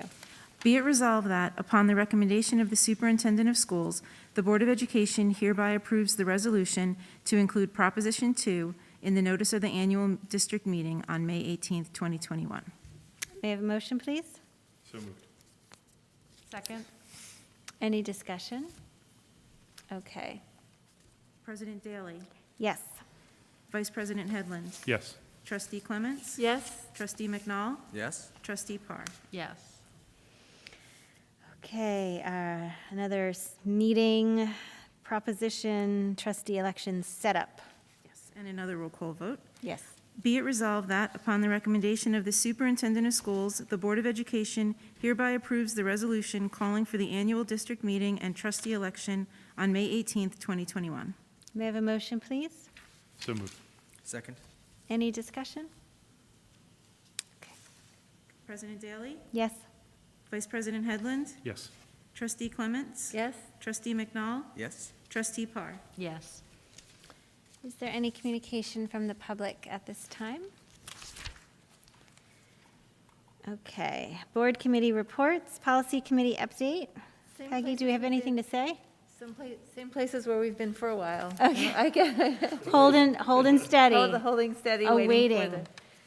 awaiting our for policy the return. draft 3. Yep. Our policy manual. Westchester Putnam update, I was at an advocacy meeting last night, and we spoke all about what Dr. Benante talked about a bit in his presentation, which is where we are at with the budget from the state.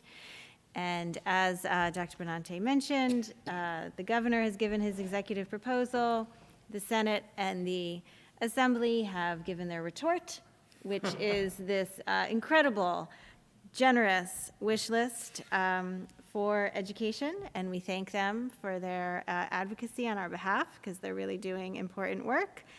And now we await the retort from the governor's office, and we hope that it's favorable, and that's where we're at. Are there any board reflections to share? Only that we had to make an appointment to do high school, like, what are you going to do with the rest of your life meeting for the first time. It scared the crap out of me. But good stuff. Yeah. Dr. Benante, do you have any final thoughts? No thoughts, Jen. Thank you for your time this evening, everyone for their Can time. anybody still make a coherent sentence? Are we all ready Yeah. to go to sleep? Well, I guess Less my is board more. reflections, I mean, it goes without saying, I mean, I really appreciate how really thoughtful, Oh, you thank know, you. the presentation was. I don't know, it was really clear, it was really helpful. I think it's provided the community with really important information that they need going forward for these other, Yeah. and it was, yeah, Thank that you, was Pam. great. I echo that, and I told you I lost a considerable amount of sleep over the weekend thinking You did? about it. Mostly thinking like, all the conversations we need to have after tonight, like I will be engaged in. But I know that no one has lost as much sleep over this Appreciate as that. you have, and I I was really going to follow up with appreciate that. I said, Sean told me how much sleep he lost, but with the caveat that I'm sure it's No- not as no much as you've lost.